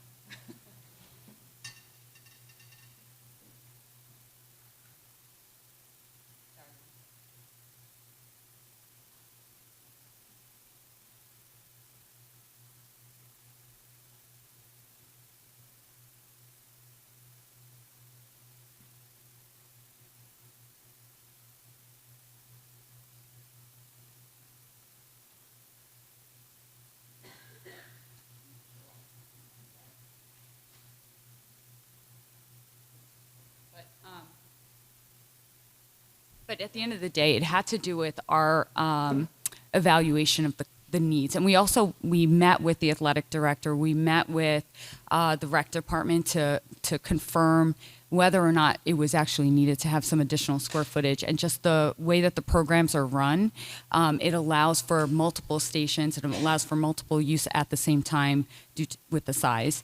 I want to say, if you were to take the gymnasium space of just Woburn and the North Intermediate site, it's about 10, just under maybe like 9 to 10,000 square feet. Sorry, I don't have the number off the top of my head, but it would be about that 9 to 10,000 square feet. So this is 12,000. That allows for the safety sidelines around the courts. Yeah, I totally get it. And not every kid in that school is going to be in that gym at the same time. And if we're looking at this square footage based on community needs, that is different to me than educational needs, which is a primary driver to meeting these guidelines. So I was just looking to clarify some of that I am still confused about that.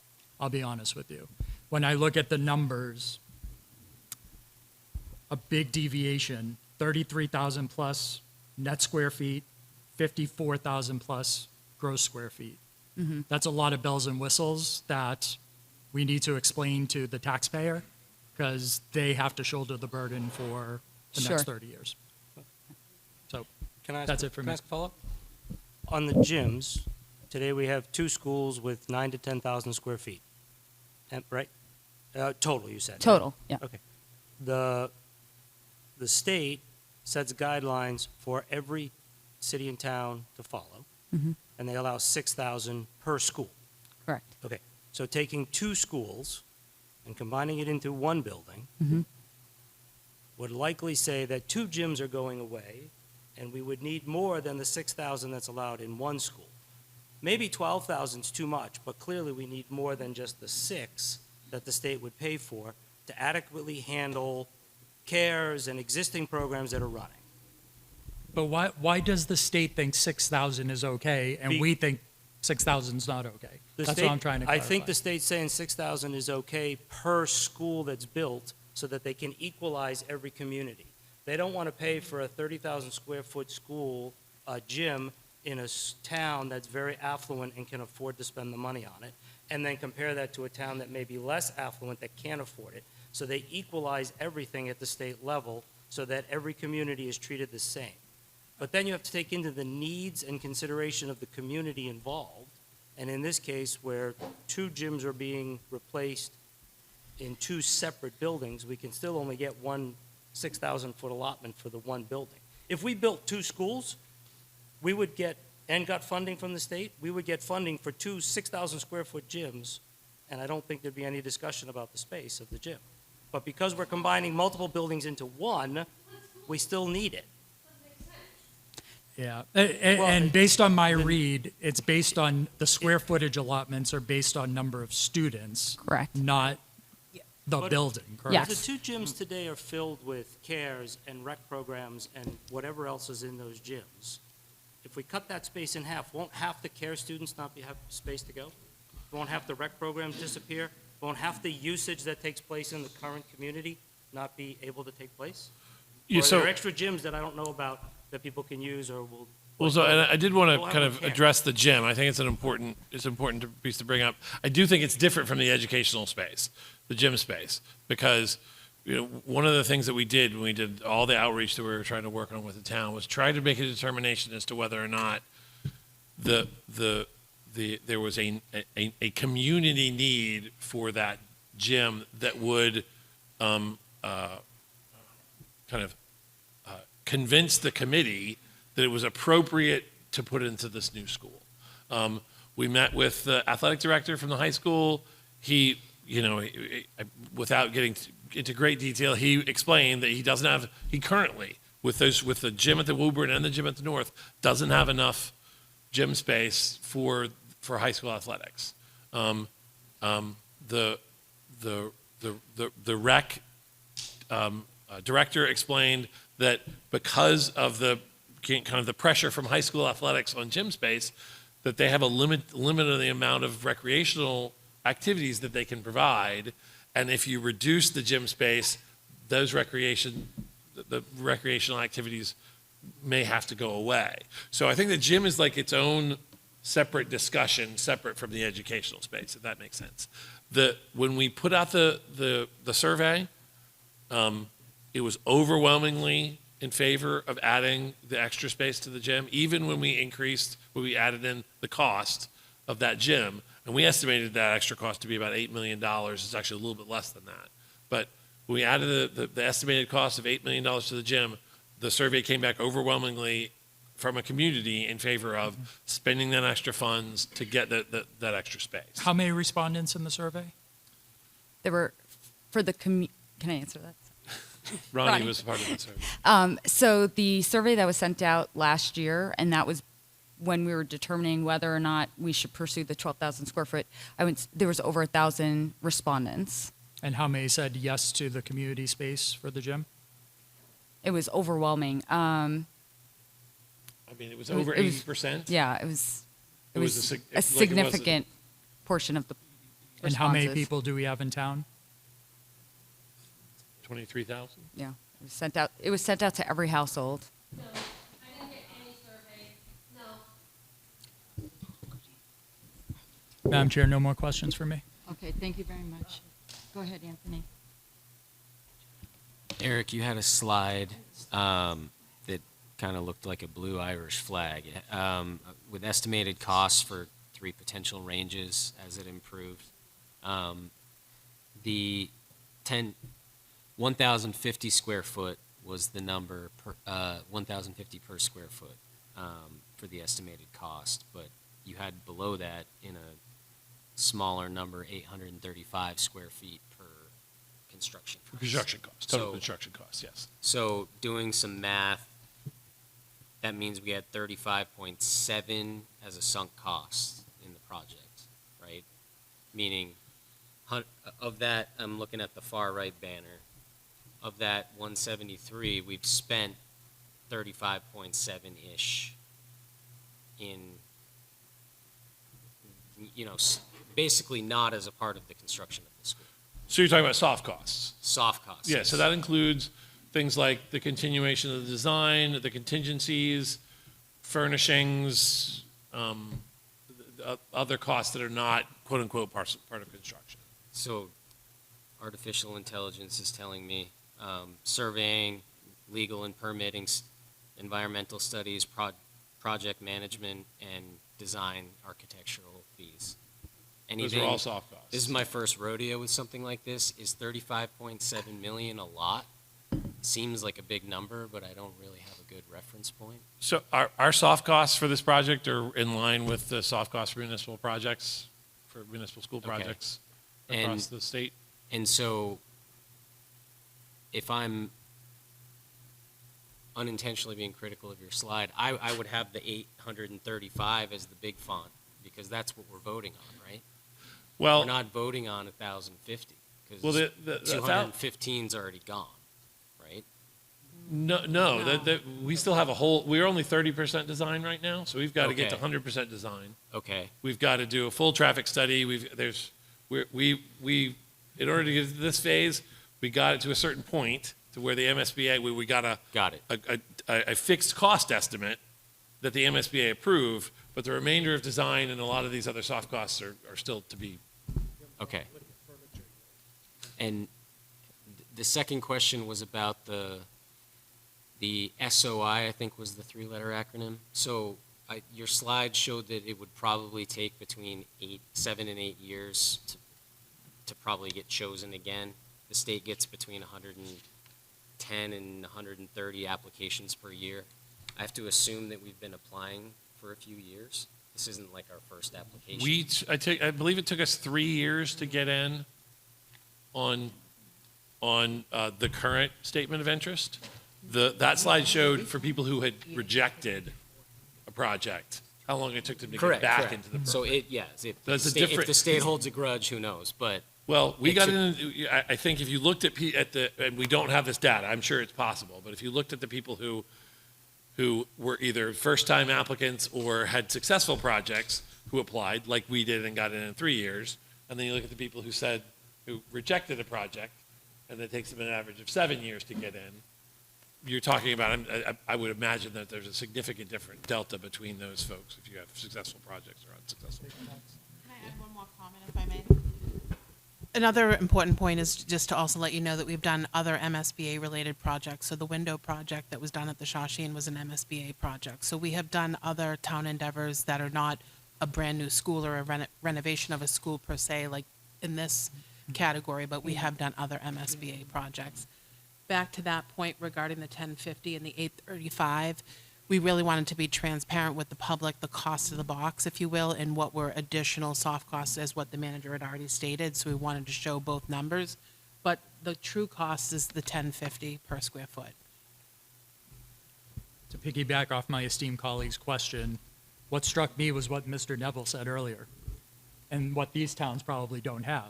The first oldest, the second oldest, the third oldest, the fourth oldest, the sixth oldest elementary schools in the state. So, Not in the state, well, in this area. thank you for the correction.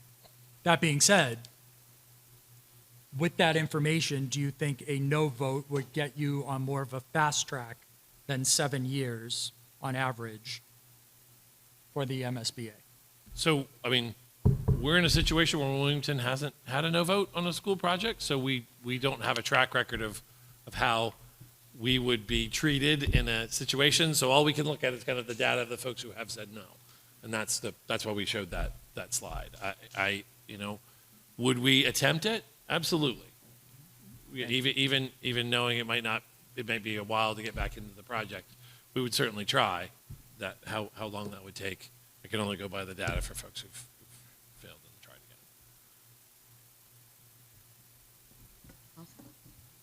Are we all set here? Okay, now we'd like to turn it over to public comment. Thank you all for your patience. And again, we are limiting public comments to 5 minutes per person. Is there anybody that has a comment to make?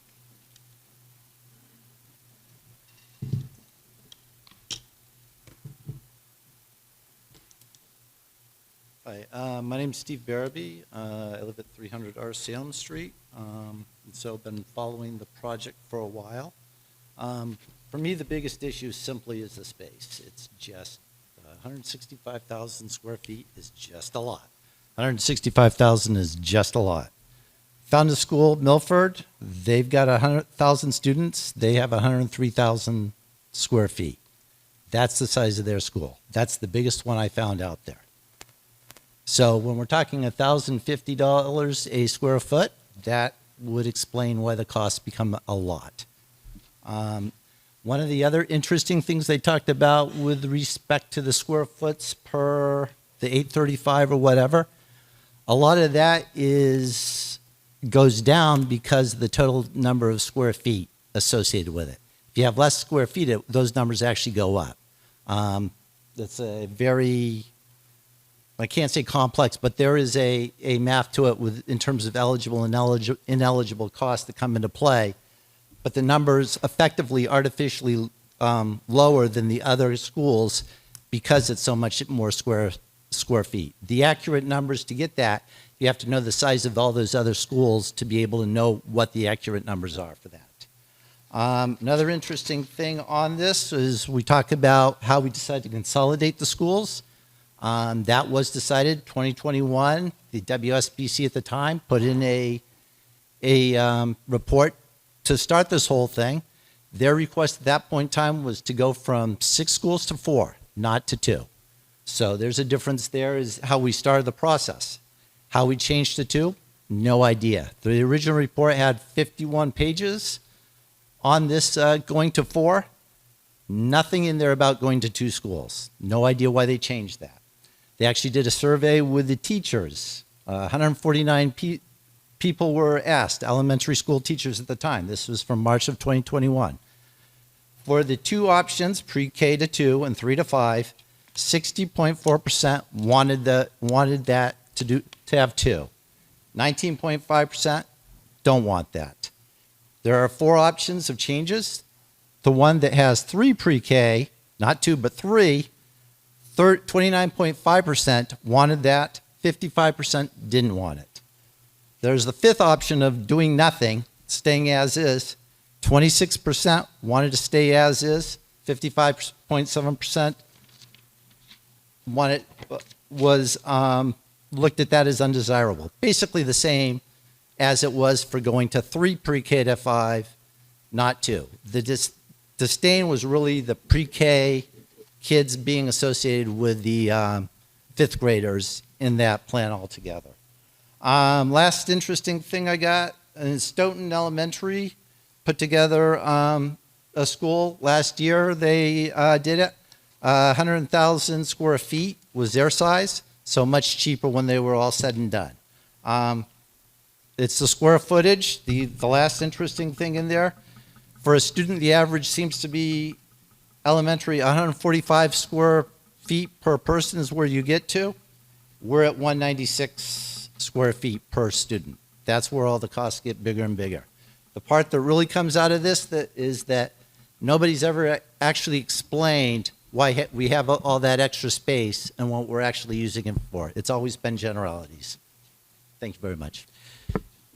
Madam Chair, may I invite David Sangden from Left Field just to put some comments into the record, please? Yes, please. Thank you. Excuse me, we're going to let this gentleman speak.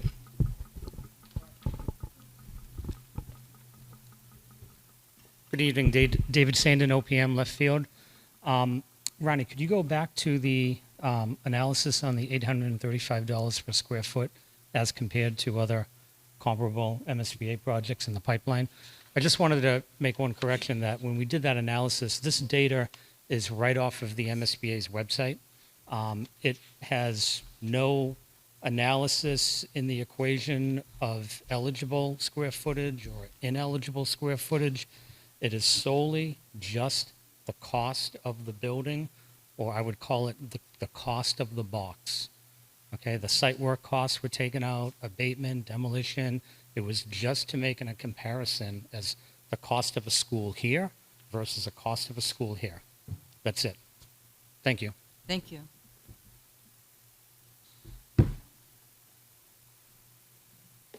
Hi, my name is Karen Lee. I live at 7 Arlene Avenue. I'm a direct abutter. I put some thoughts down for you, and I wanted to just read it to you, and then I'll leave it with you, okay?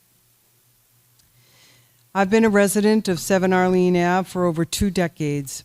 As a direct abutter to the proposed school site, my property and quality of life will be severely and permanently impacted if this project moves forward as currently designed.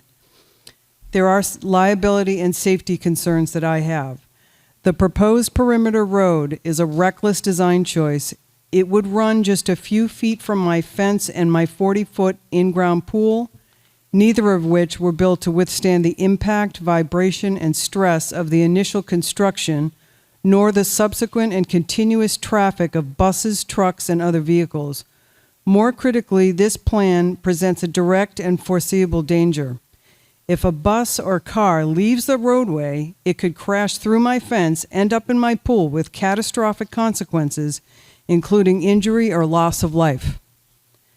The town must clarify in writing who will assume liability in such an event, who compensates the injured or their families, who pays for the damage to my property.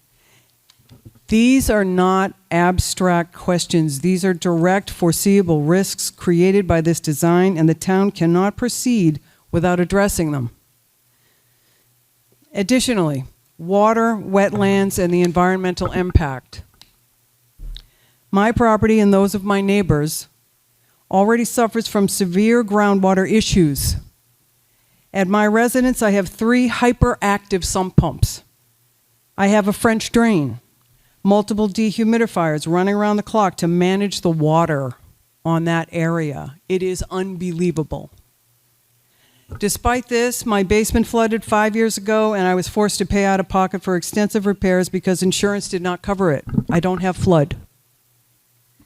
If the town's plan is to fill in the wetlands that lie at my property line to make way for this school and its perimeter road, my situation and that of many others will only worsen. Flooding will increase, property damage will follow, and the liability for those losses will rest squarely with the town.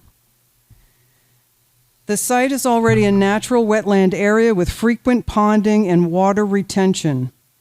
The addition of extensive impervious surfaces will make conditions far worse. My concerns were dismissed in prior meetings despite clear evidence, such as all the vegetation and the 20-foot river birch tree that grew directly out of ponded water on my property line. Grew wild.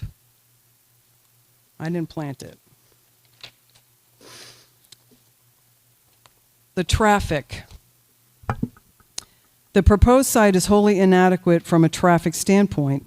A single-lane access road cannot support the level of traffic this school will generate. Without massive road work, which will require additional land takings and additional funding, the increased congestion will create safety hazards and limit residents' ability to even exit their own streets. The town's traffic study conducted in 2024 failed to account for several major developments that will significantly affect local roadways.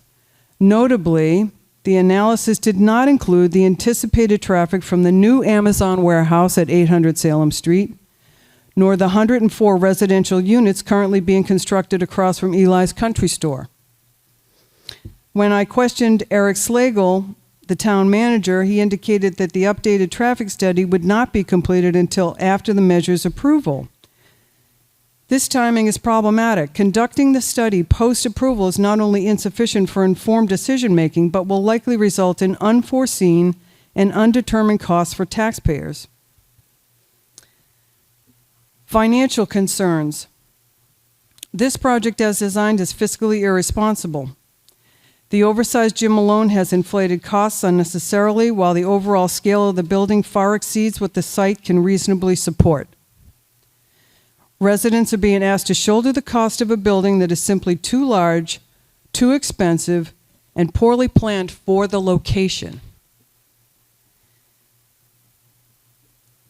Despite repeated outreach to the town managers, the abutters have not been given meaningful opportunity to resolve their individual issues. The last abutters meeting was May 13th, nearly 4 months ago.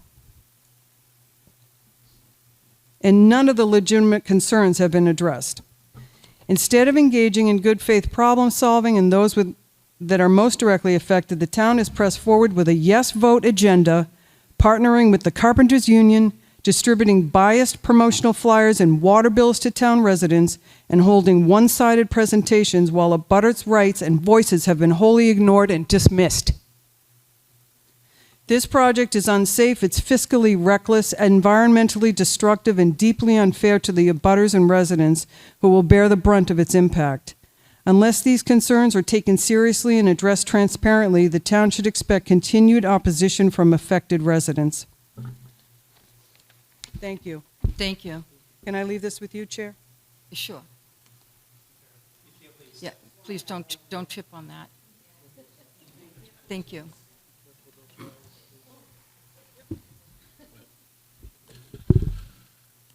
Yes, Mr. Slater. Yeah, would you mind if I responded to a couple of Please the do. things that were? Can you bring up the site?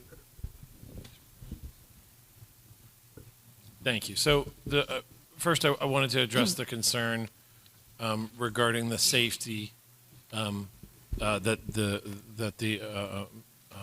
the abutter had brought up, and that's been specifically addressed in the site design. So, as you can see on the west side, the access road that goes along the west side of the building. This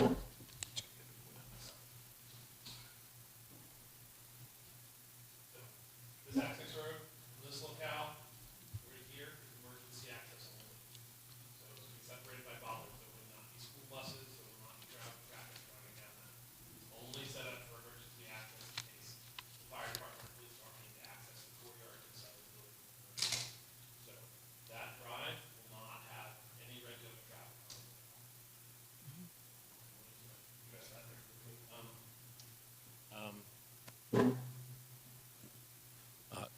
Secondly, and to be transparent, yes, there's not going to be a full traffic study until after this vote has taken place. We have the preliminary traffic study. We do know the proposals that have been tentatively floated as solutions to the traffic issues, and we've worked with internal staff to make sure that we're kind of teed up to take the full traffic study and do what needs to get done to get the traffic mitigation handled. With respect to the Amazon facility, Amazon's already pledged to have more than $5 million in intersection work done at the intersections of Salem and Andover and the 293 intersections. Based on their traffic study, there doesn't appear to be any significant impact from that use that's going to come into Wilmington. The vast majority of their access is going to go right onto 93.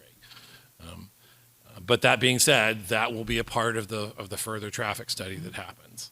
And at this point in time, the suggestion that there's going to need to be significant takings or some sort of mitigation, there are no plans for that. That's not that hasn't been suggested in the preliminary traffic study or in any design study that happened so far. So I don't want someone to take that as gospel that those are going to happen. There's no plans for those. There haven't been any plans that would suggest that at all. So thank you very much. Thank you.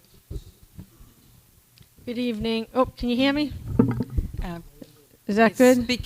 Speak into the mic a little bit. Is that better? That's there much we go. better. Thank you. Hi, everyone. Suzanne Sullivan, 60 Lawrence Street. I wrote down my comments because I just wanted to make sure I didn't miss anything. I usually go off the cuff and I don't write things down, but I wanted to make sure I had a short period of time, and I'm not going to be able to make town meeting because I'm going to be away. And I just hope that you consider these comments, and a lot of people at home or anybody listening to these comments consider them for town meeting and also when they go to vote. I'm very disappointed in this project. Many want others to believe if you're against this project that you don't care about education. Nothing could be further from the truth. I was a single mom of 3 whose mother was a teacher. Due to life circumstances, I couldn't further my education. I did not want the same for my kids.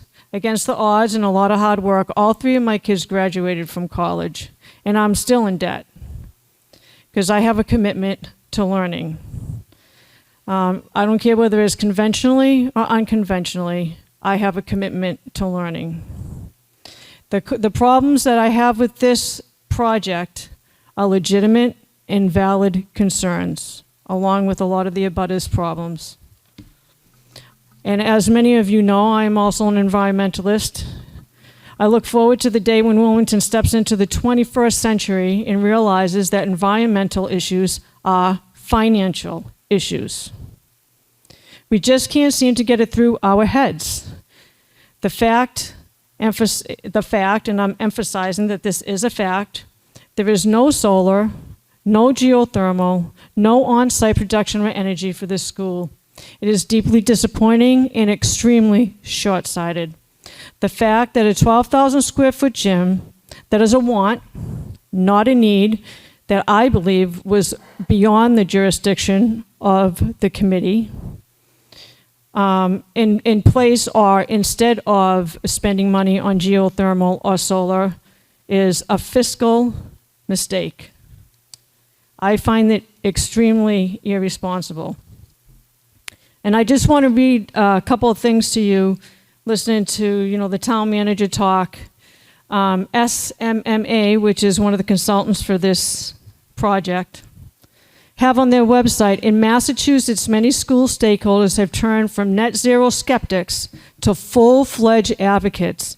In 2022, there were around 30 NZE and net zero ready school projects in various stages of design in Massachusetts, including 6 by SMMA. This isn't something that's, that new and that this town can't do and can't handle. It's something we should be striving for. We didn't do it with the town hall. We didn't do it with the high school. We didn't do it with the senior center. Now we have another opportunity and we're just going to shirk that one too. I find it really upsetting. I'd also like to read something that the town manager mentioned, something about mass save. And I want to read this from the Reading Municipal Light Department website that I just looked up when I was sitting there listening to all this dog and pony show. As a municipal electrical utility, RMLD operates its own energy efficiency and rebate programs that are separate from privately owned electric utility programs offered by Mass Save. As such, RMLD customers are solely eligible for electric-related rebates offered by RMLD. You can have a solar project on a commercial scale and enter into a contract with RMLD. All you have to do is make the effort. They did it in a school in Reading, I believe. And they do it with commercial buildings. And I think one of them might even be in Wilmington. We have the ability to do it, we should do it. Okay, so that's off the written page. So now I had to get back to this part. These opportunities don't come often. I've read almost all the minutes and not even a whisper of doing solar. Maybe I missed it, but I didn't hear any discussion on solar. No motions, nothing, silence.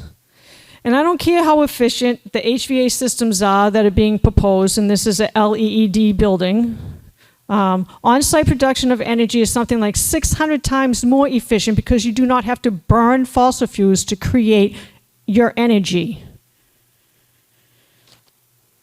It is an on-site resource. It earns tons of money. It's not just about being green anymore. It's about saving money. Think about the impact we could remove from the budget, from this project. It could be millions.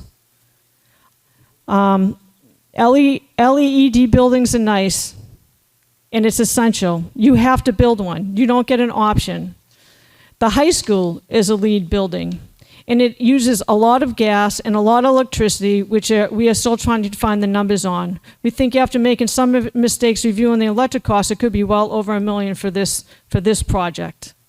And we don't have the costs. Am I going over my time? Are you Go ahead. almost finished? I'm Yes. almost I'm done. sorry you've exceeded your time. I'm almost If you're done. I wrapping sat it here up- for so long and listened I to know. all this stuff. I know. And, If you're at the point where you're wrapping it up, yeah, please so do I'm so. I'm gonna hurry as fast Okay. as I can. All right. We think after making some mistakes reviewing the making me go. Oh, sorry. This is a fully electric building, and as good as RMLD is, it still has to buy electricity that uses fossil fuels from the grid. So this school technology is not fossil fuel free. Say that 10 times fast. This building is required to have a roof that is solar ready. Without the infrastructure on the ground, it will likely never happen. That's why it's so hard to retrofit solar, because you don't have the opportunity to put the facility on the ground. This is the time to do it, not to kick the ball down the road and say, well, maybe we'll do it later. It sounds like it's a kind of, good idea. No, it has to be now. And we had geothermal, and they did away with that. And instead, we have a 12,000 square foot gym. This is a monster of a building. It's It's a heat island. I look at the pictures in the photos on the screen, and it upsets me big time, because this is a heat island that's not being mitigated, and we need to do better. If you care about educating the kids, you care about kids' future, it's time. Come Thank on, you. Wilmington. Thank you Thank very you. much. Hi, how are you today? My name is Nicholas Golden. I'm at 453 Shawshene Avenue. So I'm a West Side parent by virtue of living at Shawshene. I have volunteered with the Yes campaign. I'm very in favor of this project. And so I hope the Finance Committee supports it. You know, because my daughter, who's 4 months old, she's really cute, you know, won't end up going to the school, you know, you understand that there's not a direct benefit per se, but I've knocked hundreds of doors for this project. I've become really passionate about it because to me it represents a really generational opportunity for the community. You know, when the town was looking at whether to replace just the Wildwood School, when you look at the cost long term, the savings that come with doing this versus the other options, for me, replacing Wildwood means that we're locking future generations into permanently having 6 schools, because no one's going to want to replace a new pre-K on one side of town. You know, one thing I also wanted to make clear, and I did not prepare remarks, and I should have, is that in knocking all those doors, as acrimonious as this is, people are really nice in town. Like, I will say that. People don't like to knock doors, but people, they hand out water. If it's really hot, whether they're for no or they're for yes, they will say, like, are you okay? Have a bottle. Good luck out there. I don't agree with you, but whatever. So I just want to say that as acrimonious as it's become, I think at the end of the day, we are a really nice town. But on this topic, you know, for me, what really draws me to it is that we have a choice here to get long-term savings and a great school for the kids. And even though my daughter doesn't benefit from it, you know, I've been in the north, I've been in the Woburn Street, I met those kids, and they're just so sweet, you know, like they're just such good kids. And when I hear about from people knocking doors, a family, they had to carry their child up the stairs at the north certain days of the week because their child was disabled and the school did not have the right equipment for that. You know, I talked to a mom who said something about how her child Harper at the Wildwood, the teachers used to tell her, you know, Megan, don't bring her tomorrow because there's like vermin in the school.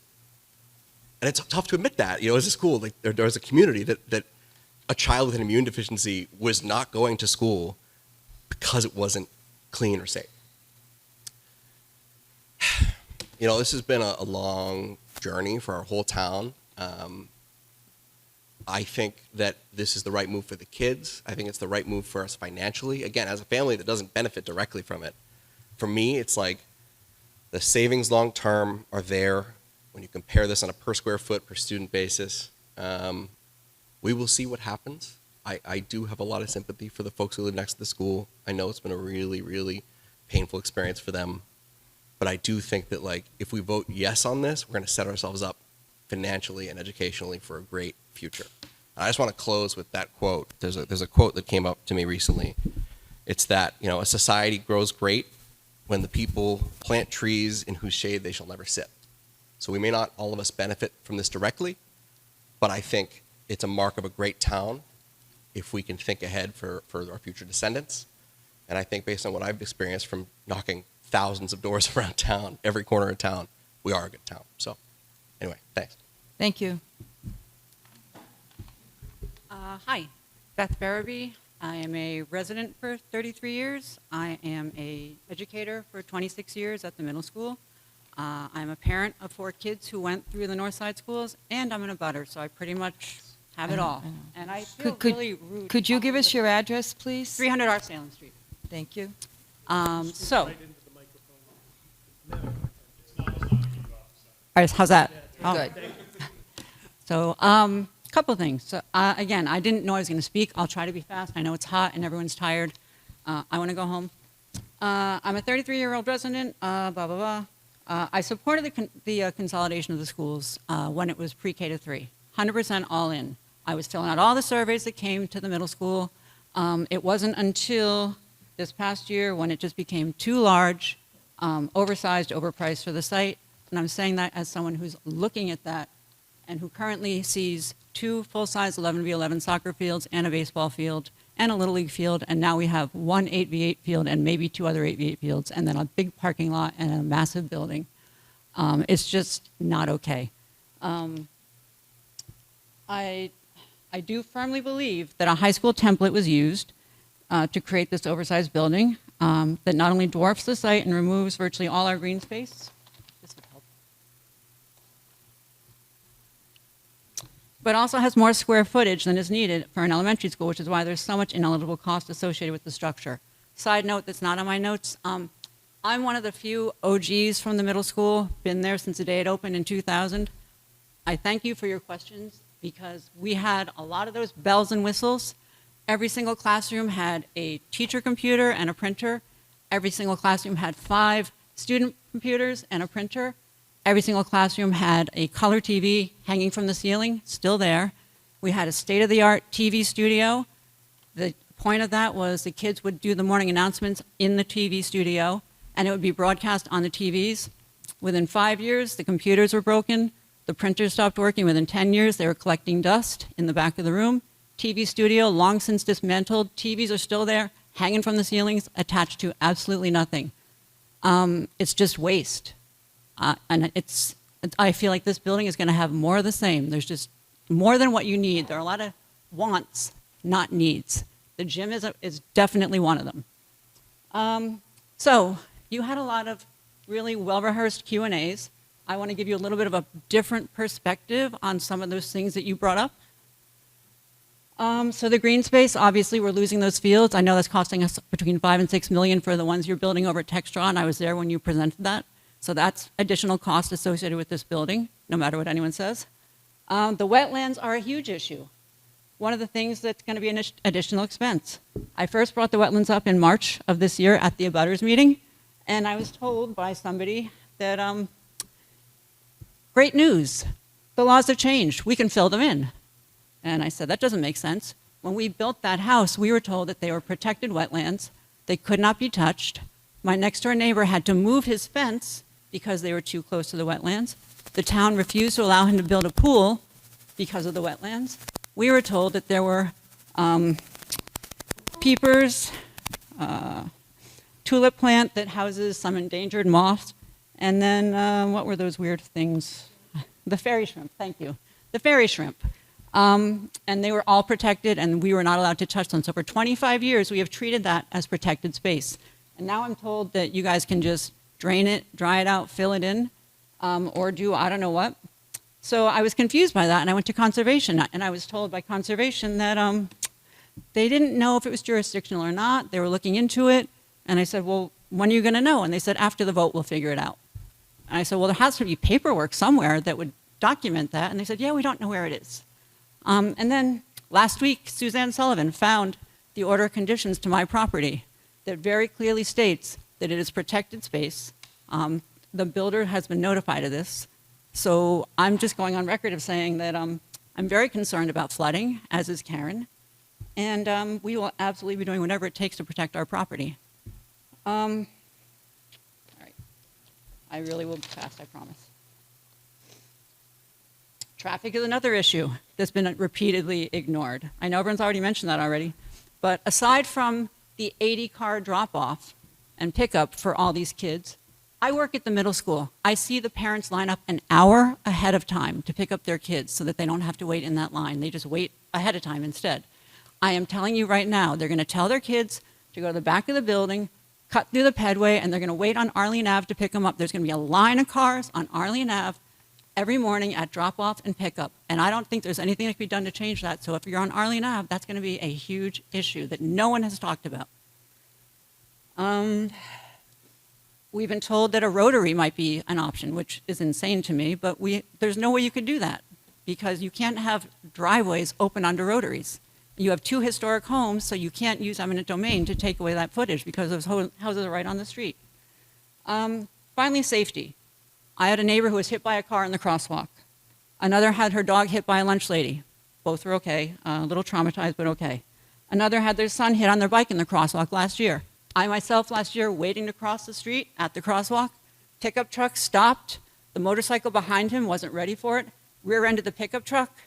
They were okay, but It's not safe. I went to the school resource officer at the middle school the next day and said, can we get a solar-powered crosswalk sign? And I was told, nope, too expensive. They will never pay for it. It's a dangerous intersection already. And we also have the speeding. Excuse But me. I know. I'm sorry. Frustration Are is you, we've- are you at the end of your notes? Yes, I am. Okay. And I think I was a lot shorter than him. The frustration is that we're abutters. We are not being heard, despite what people are telling you. And we have a lot of really legitimate issues. And as a teacher, I want a new school. I 100% do, but this is just the wrong school. Thank you. Michelle Feeney, 5 Arlene Ave. I just want to start out by saying, like the other abutters here, this is not about not wanting to live next to a school. In fact, we all made that decision, and there's already a normal size, right-fitted, currently operational school right here, which is proportionate to the location. And it's been here for the last 40 years. Similarly, I have concerns also about the water. Anyone that's been in Wilmington for a while knows that that is a flooding area. I can often see the geese swimming there after a big rainstorm. I did bring these concerns up with the builder at both abutters meetings, and we were told that they would have to reroute the water, but never really like a definitive on that. So I'm very concerned about that. The traffic and the location, I know that we've all mentioned this, but I do want to mention a couple other things. The state just put out a bid, I think we heard it at the last select board meeting, for Martin's Landing, which is further down past the Amazon warehouse, to build more units. The Eli's units, I know my neighbor Karen mentioned this, outside of the 104 units, there will be 175 parking spaces for 175 cars across from Eli's. Additionally, the location at that North Intermediate to sustain all this, right around the corner, there are 95 plus industries and commercial businesses. In addition to the Amazon, not just a regular Amazon warehouse, but it is a daily delivery. So again, all of those reasons, that traffic is going to be worse than it already is. One of the other concerns I have is I brought up the traffic study at one of the abutters meetings, and I asked, well, if you're doing a study, is there anything that you would find in that study that would choose this to be another area, redesign, different location? And they said, no, we'll find something to the effect of, no, we'll find a way to make it work. That is not, that doesn't sit well with me. If you're doing a study to see if it's feasible and you find something that is not going to work, you alter your plan. You don't alter everyone else to fit that plan. Another observation, and this is some from a lot of parents that they're concerned about, they like our neighborhood schools. They like the age appropriation of the different, students with, the pre-KK, the 1, 2, 3, the 4, and the 5. They don't want to commingle toddlers with preteens and exposing them to inappropriate content before they're ready. The other thing is, people mention the other buildings. The thing is, and I'm on the building reuse committee, I just want to mention that as well. Regardless of what is done with those buildings, if we keep them, like Mr. Slagle said, we will need to spend money on those buildings, whether it's a rec center or renovation. So we're going to have to spend money on the Woburn Street, on the North Intermediate, and if the Wildwood stands, we're going to have to spend money on that. So now we're rehabbing 3 locations and 3 buildings, plus a 7th building with this, and I will call it the mega school. So I want to keep that in mind because people keep, kicking that down the road. I'd rather renovate and strategically renovate the existing buildings. Those buildings are structurally sound, and they represent decades of investment, and they're really part of our civic memory in the town. Lastly, and most importantly, I want it noted that the Wildwood School Building Committee, when they voted on this October 8th in 2024, there were 16 yes votes for this design. However, there were 6 no votes from people who represent and either volunteer for the town or work for the town. We have 2 folks from the select board, and now they may have changed their minds, but I'm talking about the time that they voted no. Again, 6 no votes. Kevin Kyra, Select Board, no vote. Greg Bendel, former chair, no vote. We also had 2 permanent building committee members vote no, Diane Allen and Paul Melorani. We also had the superintendent of buildings, Dennis Kelly, vote no. And lastly, on the finance committee, Marion Galizzo. Those are people that work for the town and represent all the residents' interests, and they did not see fit to vote for this design. For various reasons, some of them thought that it was unfair, different educational opportunities across the town. Some thought that it was the cost, it was unfair to some of the residents. And lastly, I want to mention, why is there no compromise? If this was such a great project, we should all be coming together as a town and supporting it.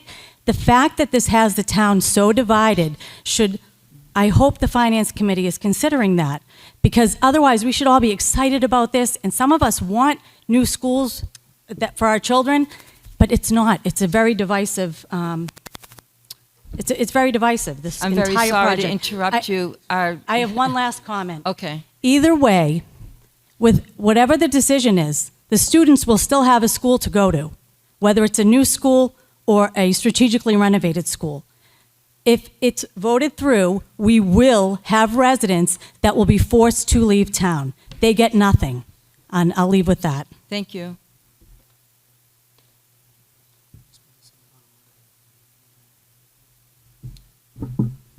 Good evening. George Allen, Stone Edge Drive. As that previous speaker said, my wife is on the committee. She was on the short end of that vote, 16-6. Be that as it may, I'd like to speak on 2 things, the tax rate and what I perceive as equity or lack of equity in education.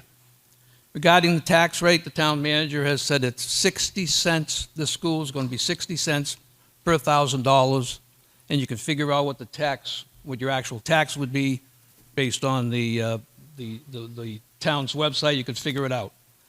The FY tax rate is for residential, $11.45. 60 cents represents a 5.2% increase. In addition to that, the budget is going to go up 2.5%. So the tax rate, nobody's talking about the tax rate. The tax rate's going to be somewhere between 7 and 7.5% increase over FY25. That's an increase over FY25. Think about that, 7.5%. And let me tell you, the seniors are thinking about that. Let's talk a little bit about the seniors. This year they got a 2.5% COLA increase. Next year it's going to be estimates going to be a whopping 2.7%. Their premium, Medicare premium next year is going up 11.6%. There are seniors out there that are going to be affected. You may not see them here, but I hear them. Okay? You people need to hear them. One of the things they're concerned about is, well, first of all, for about a year, they only thought it was about the Wildwood School, and a lot of people thought it was about the Wildwood School. Because if you go back and look at the vote, it said the Wildwood School, 152 Wildwood Street. And it talked about grades, and it talked about grade configuration. Grade configuration morphed into school consolidation. Now, let's talk about schools that Wilmington is going to have some cost in. Not only will be this school, most of you probably know, I know Brad Jackson does, the Shawshene Tech is proceeding with a new school. They were accepted into the MSBA program December of 2024. If their school will be in the order of magnitude $400 million, of which Wilmington will have to participate in 24% of whatever the cost is. In addition to that, We know that this is only addressing half the school, half the elementary students. So there's going to be another school on the west side of the town, 10 to 12 years. Now, if you add up the value of these three potential schools, the north, Shawsheen, and the west, the magnitude of that is $750 million we're going to be participating in schools. $750 million. A lot of money. So what could have been done that wasn't done? We've heard talks earlier about the facility master plan. If you go to page 119 of the facility master plan, there's the school department, Joanne Benton. Many of you know Joanne Benton, former superintendent of schools. She worked with the consultant and came up with a phasing plan for consolidation. That was not considered by this committee. And I spoke to Dr. Brand about that over a year ago. And as a matter of fact, if you look at the town's Wildwood application, it specifically says, what is the education program? And it talks about the facilities master plan. Never considered. Okay? That's one way we could have saved costs. What's another way we could have saved costs? How about we take the 130 pre-K and K students from the Wildwood, which were the original children we were thinking of. How about we bring them here? This building is a duplicate of the Butwell. This building will be vacant by the end of the year. The pre-K or K could be in here in the fall of 26 instead of the fall of 28. There's one way you could save money right there, as well as improve traffic. 130 kids, traffic going in, going out. 130 cars in, 130 cars out. Another way to address traffic. Reduce the size of that school. Put them in here.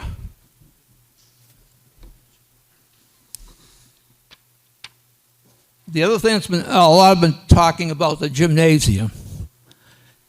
And I've attended so many of these meetings and spoken out against it and seen all the minutes and kind of got a family interest, I guess. But anyway, that was pushed because we're going from 6,000 to 12,000 for the community use. That's the way it was presented. That's the way. Did anybody take a look at the fall 2025 recreation bulletin for programs? I'll save you the time. 3 programs between the Woburn Street and the North Street are going to be in those gymnasiums. 3 programs. That extra large gym costs $8 million. How much time have I got left? None. I'm over? I've been waiting for you to stop. Oh, okay. Let me just really read one thing. I want to get to the, in my opinion, lack of equity in education. This is a nice fancy brochure. It was mailed to me, and it's not by the town of Wilmington. It's by a private group. But I think it points out what, in my opinion, is a lack of equity, because all the kids on the west side of town for 10 or 12 years aren't getting all the benefits that we've heard about in this new school. But here's what this brochure says. Wilmington Public School educators say the new school will improve student success by 91%, cross-grade collaboration, 88%, and teacher productivity, 81%. If I had a child or a grandchild on the west side of town, that would trouble me. Thank you for your time. Thank you.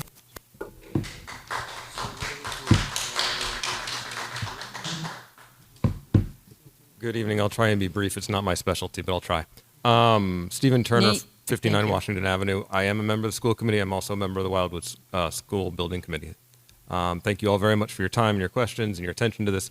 Going back to your topic earlier about the space versus MSBA, one of the things we've come and talked to the Finance Committee about regularly over the last several years is how we address special education in the district. We work very hard to keep the children in district for both very, very good educational reasons It helps them be with their peers. It helps them be local. It helps them be in town. But it also has a very, very clear financial impact that you're all very well aware of. The more kids we can educate in town, the better. Sending kids out of district is very expensive. Part of the difference in the square footage is that 10,000 square feet related to special education. That is part of the programming choices we made in our educational program to continue that and keep that going. Some towns do not keep as many kids in town as we do, and so they would not need as much special education space. So part of what we're getting there is that long-term investment in our children and our finances. So to your specific question about that part of the space, that is the logic for having that access there. And so further to that point, there is the conversation about excess space is not accurate and not aligned with the educational program. The fact that we are 12,000 square feet of 160,000 square feet larger on the core classroom space is not material to the size of the project, but it reflects the educational programming and the number of different needs we do need to meet. Some of them are traditional classic special education needs. Some of them are pull-out services, things for things like math tutors, reading specialists, those sorts of things, which are done in what's considered core classroom space by MSBA, but it is effectively a component of special education. So, to the point about the 35,000 square feet, most of that relates to real educational need for our children. It is not excess. There is nothing educational about those spaces that is beyond what our children need and deserve. So I wanted to be clear on that point. Again, thank you very much for your time. And I do want you to really understand this is an important investment in the future for decades for our children in this town. Thank you very much. Thank you. You won the award so far. Thank you, Madam Chair. Joe Maselli, 25 North Street. I'm a proud lifelong resident, and I actually went to these three schools. I went to the Wildwood, the Woburn Street, and the North. There's three things I do want to touch on, and I'll try to keep it under 5, but if I'm at 5, cut me off. The first thing, if I could ask through you to the town manager or the assistant town manager, could they go back to the slide where it showed each school and the cost of the renovation for each school if we do vote no? The Wilmington schools? It's in the video? Okay.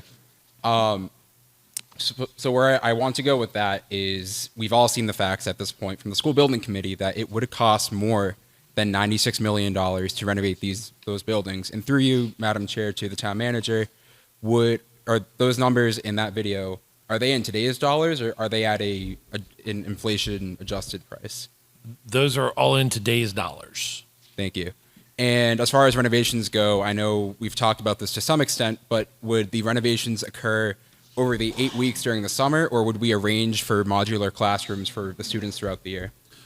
So if we decided as a town and a district that we were going to pursue the renovations that were described over those 3 buildings, they would not be able to be done during the 8 weeks during the summer. And in fact, we'd have to phase them over many years or have significant costs to resettle one cohort of kids while we were doing those renovations. So in all likelihood, it would take multiple years for those to happen. Right. At the best And case. we'd be doing these renovations at 3 schools, correct? We, in order to meet the same needs of kids, yeah, it would have to be at those 3 schools, yes. Okay. And one more question on the cost of renovating. Is it reasonable to expect the cost of renovating to rise 4 to 5% for each year this project goes on? Yeah, that's as we've talked about before, that's the estimate that we've been working on for cost increases, yes. All right. Thank you. The next thing I want to touch on is this has been brought up at several meetings, select board, school building committee, is that October 2024 vote where the school building committee voted 16-6 to recommend the pre-K through 5 option. So if we do some more math, 16 divided by 22 is a 73% mandate. That's more than 2/3 of that committee actually approving that pre-K to 5 option.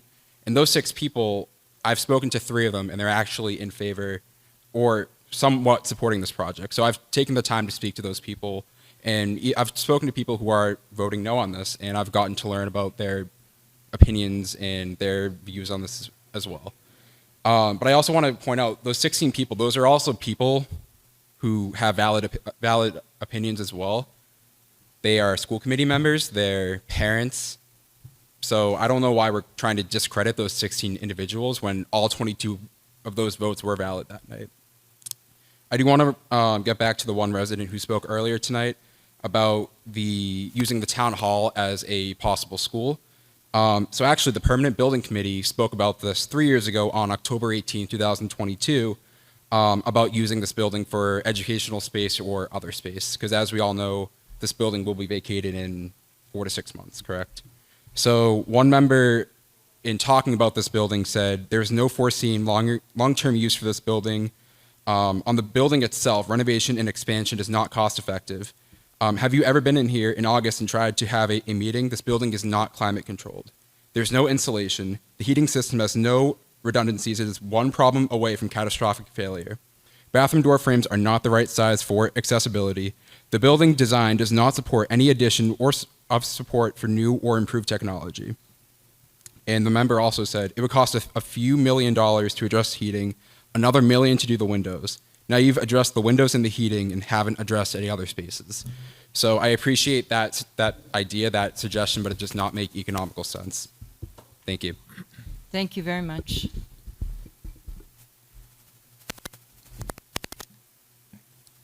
One second here. All right, good evening. My name is Whitney Griesbach. I live off Sheridan Road in Hathaway Acres, and I'm a proud Wilmington resident, married to my husband, Matthew Griesbach, who's home right now with our younger kids tonight, definitely sleeping, and I'm here to share why our family supports this project. This year, my oldest daughter started at Woburn Street School. What I feared walking into that building is exactly what I found. Schools that are run down, outdated, and lacking basic decency, in addition to safety. That's not the standard our children or teachers deserve. And yet here we are debating whether to fix it.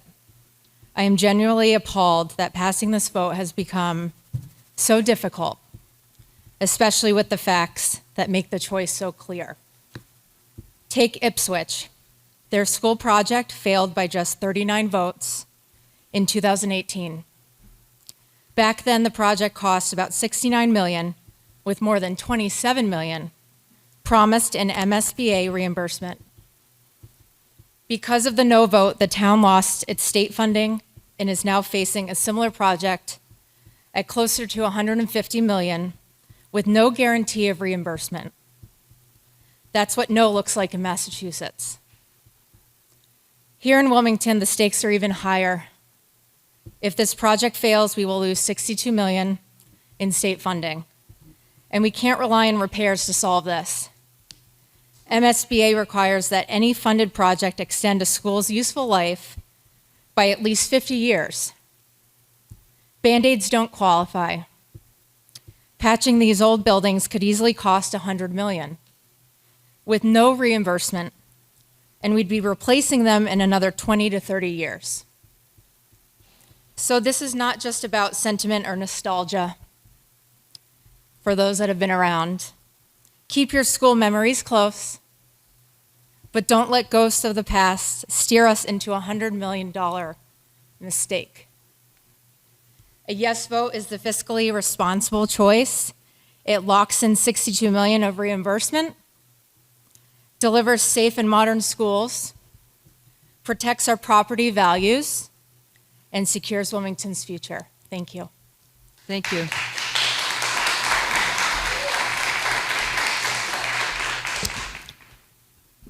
Hi, Madam Chair. I just wanted to offer a few comments, as I know we're closing for the night soon. But I took in a lot of this information, and I'd like to just extend a few bullet points just to get them on the record, if I may. Please. Some of them are committee comments, and I will be fully transparent. I am a resident of the community, and some of it is my own experience, as well as being part of the school committee, former select board, as well as teaching at the middle school, teaching at the high school, and having some community experience. So I feel I want to add some color to some of the comments. First and foremost, I came onto the school building committee in the last year, so I wasn't part of the beginning of the process, but I do know that the statement of interest talked about consolidation from the very beginning. I do respect the facility master plan, and I understand that there have been a myriad of different discussions about this topic for a very long time. The school building committee was charged with this task. How it got to be the membership that it is and how people voted, I understand, is on the record. But we were charged with bringing a design option forward, for better or for worse. We've completed that work through the MSBA modules, and we are at the point of spending the money that was allocated through the town meeting process that residents saw fit to approve. We have maxed out that endeavor. We can't move forward without going to these votes. So if we want to do further traffic study, further analysis, further decision-making, we need to get past these 2 dates. So it's not that we don't want to make decisions, it's the fact that we can't until we get through this next process. So I want to make sure that people realize that. We are at 30% design. Regarding some of the sustainability, we have quality professionals that have been doing this for decades. The combined experience between the introduction of the affiliates that we're working with, the partners that we're working with, we have a sustainability working group, people that do this for a living, people that are very versed on public buildings, municipal buildings. It was the recommendation from the sustainability committee to go in the direction that we're going with no solar and with electric. So we didn't just, read artificial intelligence or just make an ad hoc decision. It was based on credible professional recommendations, and that's why we went forward. In terms of some of the comments regarding this building committee being a yes committee or town hall being a yes committee, Eric Slagle is the new town manager, me as your new assistant town manager. We've been together for over a year. We talked about collectively, and it was Eric's vision to come forward with a long-term building plan. Many people talk about kicking the can down the road. We've had a vision that we've been very transparent about all of the chess pieces that were out there for the next 50 to 60 years. So we've tried to be ultra transparent. We've identified the north side as having the most need. We have to start somewhere. Any of those projects, whether it was at the Wildwood or the Woburn Street or at the north, was never going to address the west side.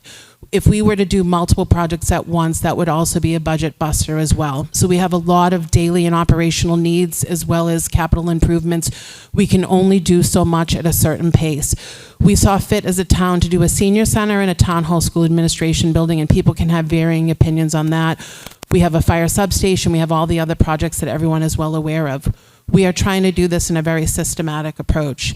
We are not trying to leave kids behind. We are trying to start somewhere and build a future for the next 50 to 60 years. Again, we have to start somewhere. Regarding some of the abutter comments, I feel for the abutters. This is a change in circumstance. It's not a change in use, but it is a change. Traffic is real. The size of the building is real. Wetlands are real.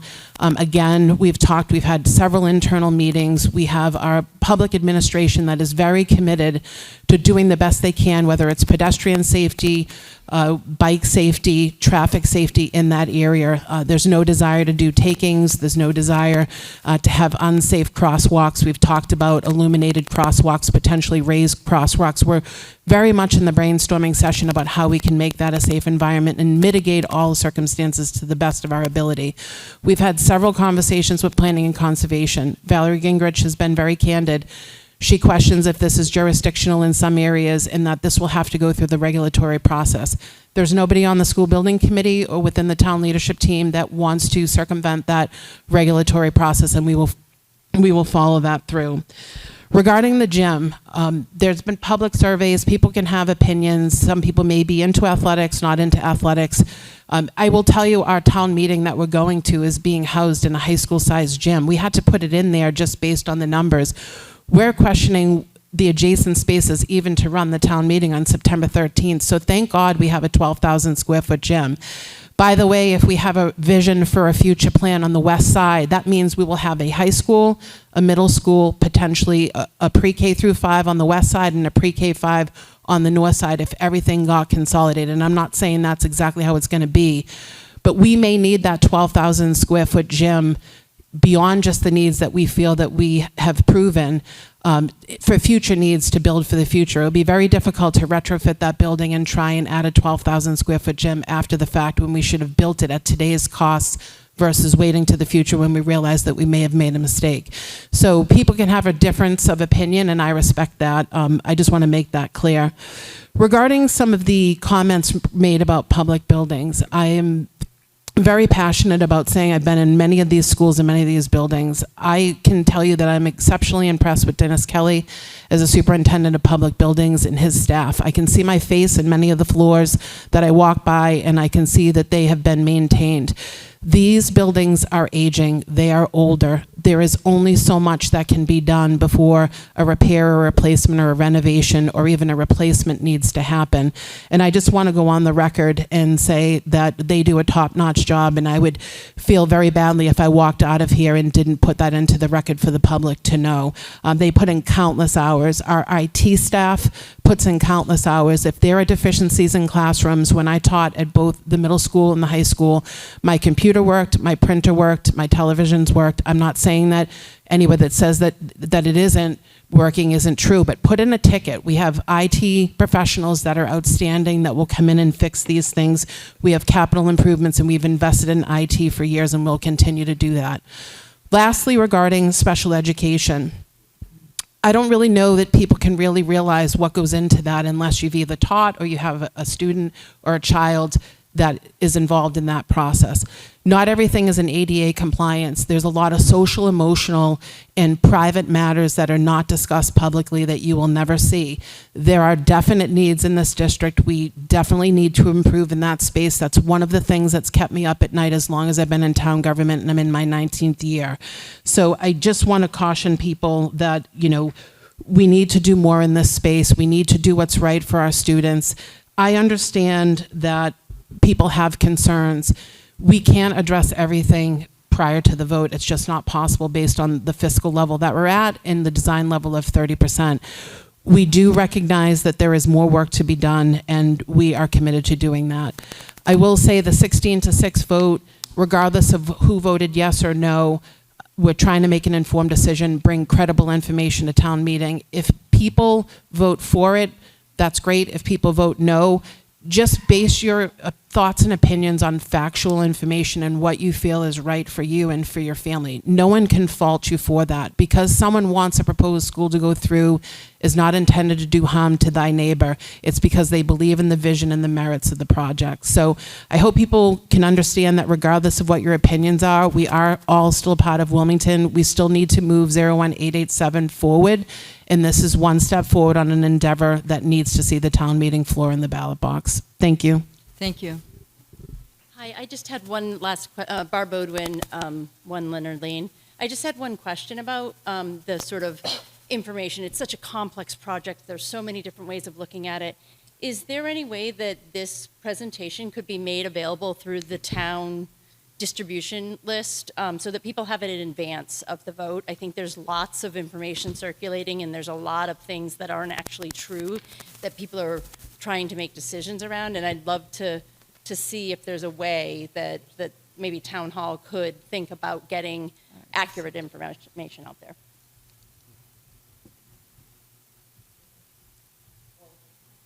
This is a vote yes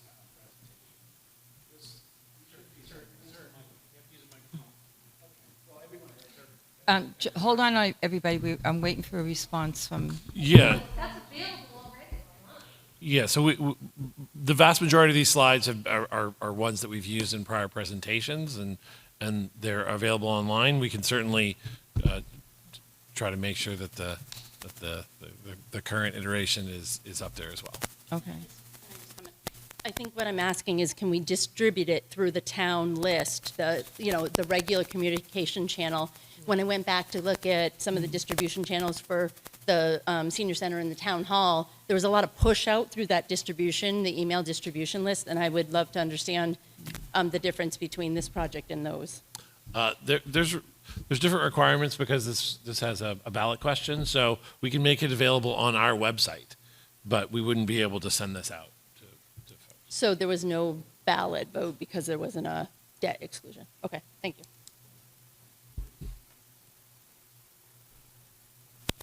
Hi, my name is Christina Oste-Meyer. I'm at 325 Woburn Street. And specifically, I wasn't going to speak today, but I am going to speak right now. I received this in my mailbox, which is illegal. You can't just put things in the mailbox without a postage stamp. And I think to speak to what Barbara was just pointing out, this is a very well-written letter, but most of it is not true. This resident, and I understand his concern, and I know just from walking up and down Woburn Street, people are worried about what's going to happen to the Woburn Street School. I know as a parent of 4, I walk my daughter down. We use that playground all the time. We love to cut across on Halloween to the other side because that candy is real good and Woburn Street is really unsafe. And so I have been part of this project from a long time, and I just think, I know that you can't speak to this because this was a resident kind of speaking his truth, but I think that's kind of the concern. And I really love what Michelle said too. I do feel like we should rally around this as a community and be unified in like planting seeds in a garden we'll never get to see. I think this is a legacy to move us forward. I'm a teacher, I'm a high school teacher, and I will say, I think to kind of go on that angle as well, a community gym can service a lot of different things. And I think one reason why that gym kind of came into play is because we realized that at this juncture, this school is for North kids. But any kid from the west side or the north side can use that gym. A senior center doing Zumba can use the gym. I know Brett from the rec department, and to the resident who spoke about only 3 programs being offered in the gym, it is because they are constrained right now because Wildwood is offline and because other gyms are being asked to kind of shoulder more. Now, again, that may be the case, it may not be, but I just think there do seem to be some concerns about the project, but I think if we were able to move this forward, those design pieces can start to kind of address those issues. But to the resident who spoke at the very end, and I forget your name, but you were so eloquent and it kind of inspired me, I think we kind of need to rally together and do what is best for Wilmington as a whole.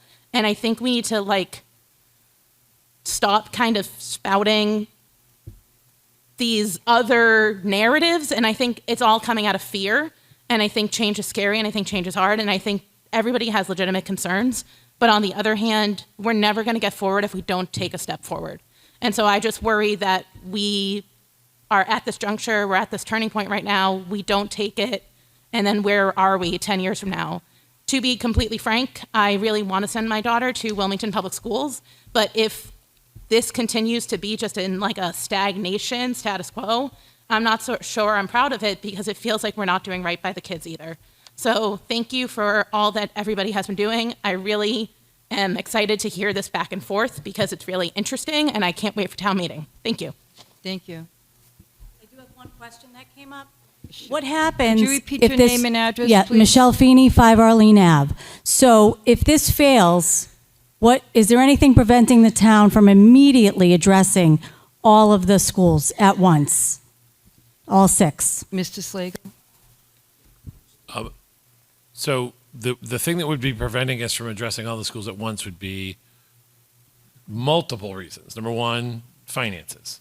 To attempt to address all the schools at once would be a project that would likely be double the cost, if not more, of this project.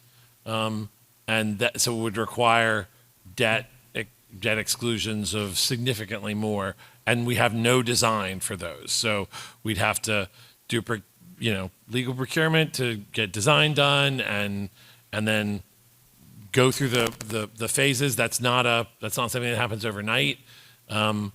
Even just to do the 3 on the north side, financially speaking, is not realistic in a kind of an immediate timeline, because we'd have to find alternate locations to put the kids. So because we can't build a school in 8 weeks, the kids in the Woburn Street would have to go somewhere if we were going to do something on that site. So that, doing more than one school project at a time is likely not feasible. So is Thank there you a very much. contingency plan if this fails? I'm sorry, we're going to be closing Okay. public Are the comments schools now. safe and are the students in school now? Thank you. Is there anybody else, last minute, that wants to come up and make?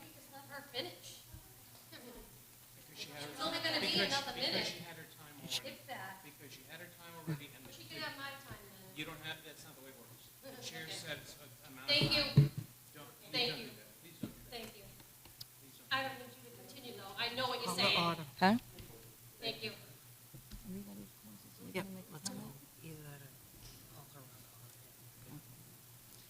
Okay, so at this point, we're going to be closing the public hearing, and I thank you all for your participation. and your patience. I know it's been a long night. We still have a little bit more to do here. You're welcome to stay around. There will be no public comment accepted for the rest of the evening, as we will be deliberating on this subject matter. So thank you all for being here. And if anybody on the committee would like to put forward a motion. Second. I have a motion and a second. Any discussion? Seeing none, all those in favor? Aye. Vote unanimous. Thank you very much. Okay. You need to stretch? All right. It's a little stretch. Yeah. I need to hit the restroom real quick. Don't go, you can't.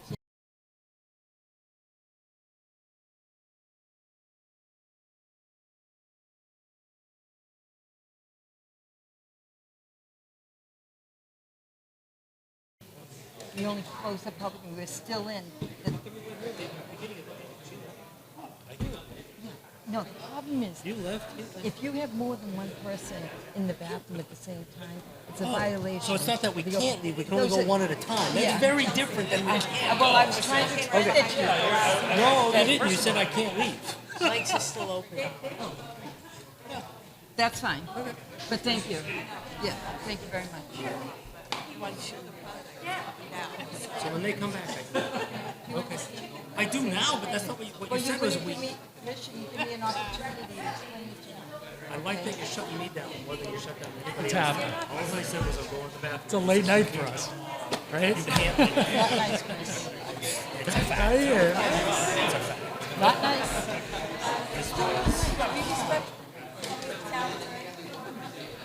Thank you very much for being there for us as always.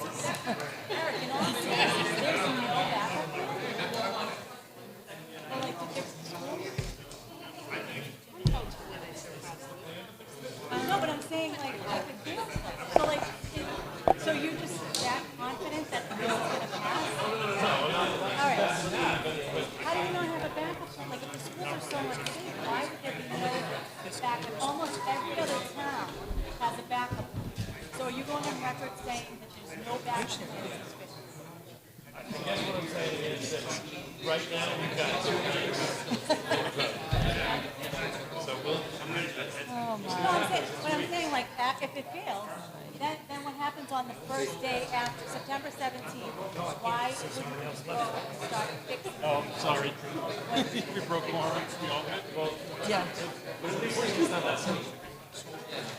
There's no money to fix this. Mike's is still on. But we're going to be paying $111 million. Do you have to, We don't know. So how much do we have? oh, that's not too bad. You live in You Andover? know what? Unless it's the only plan to take or leave it.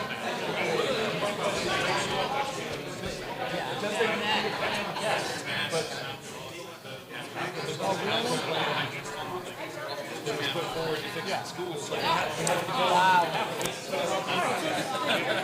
now, right? Like they're saying, "Ooh, we don't have to worry about the kids."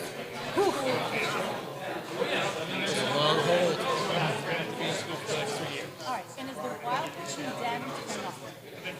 It's not condemned. It's not appropriate for use for school right now. Yeah, but it's not condemned. So I can go online and say, the school is not condemned for air mistakes. That is a fact to state. Whatever. And the oil spill was effectively cleaned up within a week, 2 weeks, 3 weeks. These are rough, right? I was going to say that. So who can I find that out in writing that was fixed on this date? How are you? Who can I get that in writing? But I just want to be able to have the numbers down, while it's not condemned. So you really have just put it in a public records request? In law.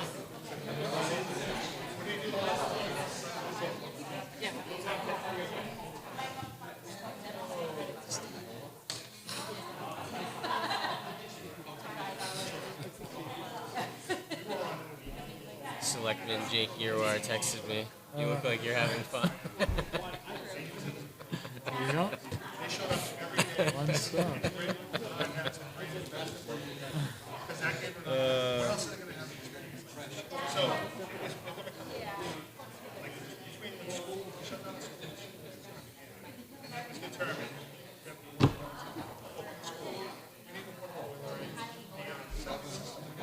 Yeah, so we can bring up a motion, second it for discussion, and then if people have any things that they want to talk about, fine, but at least we have a motion out.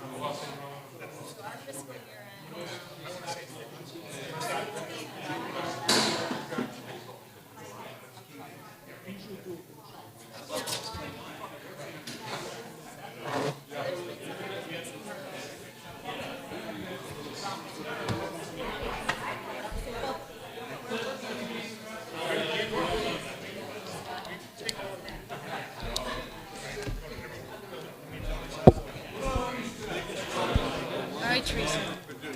Okay, we all here? Yep. Okay. So we're going to continue on with the meeting. It's still rather loud in here. Can everybody hear me? Yeah, we need. Nice.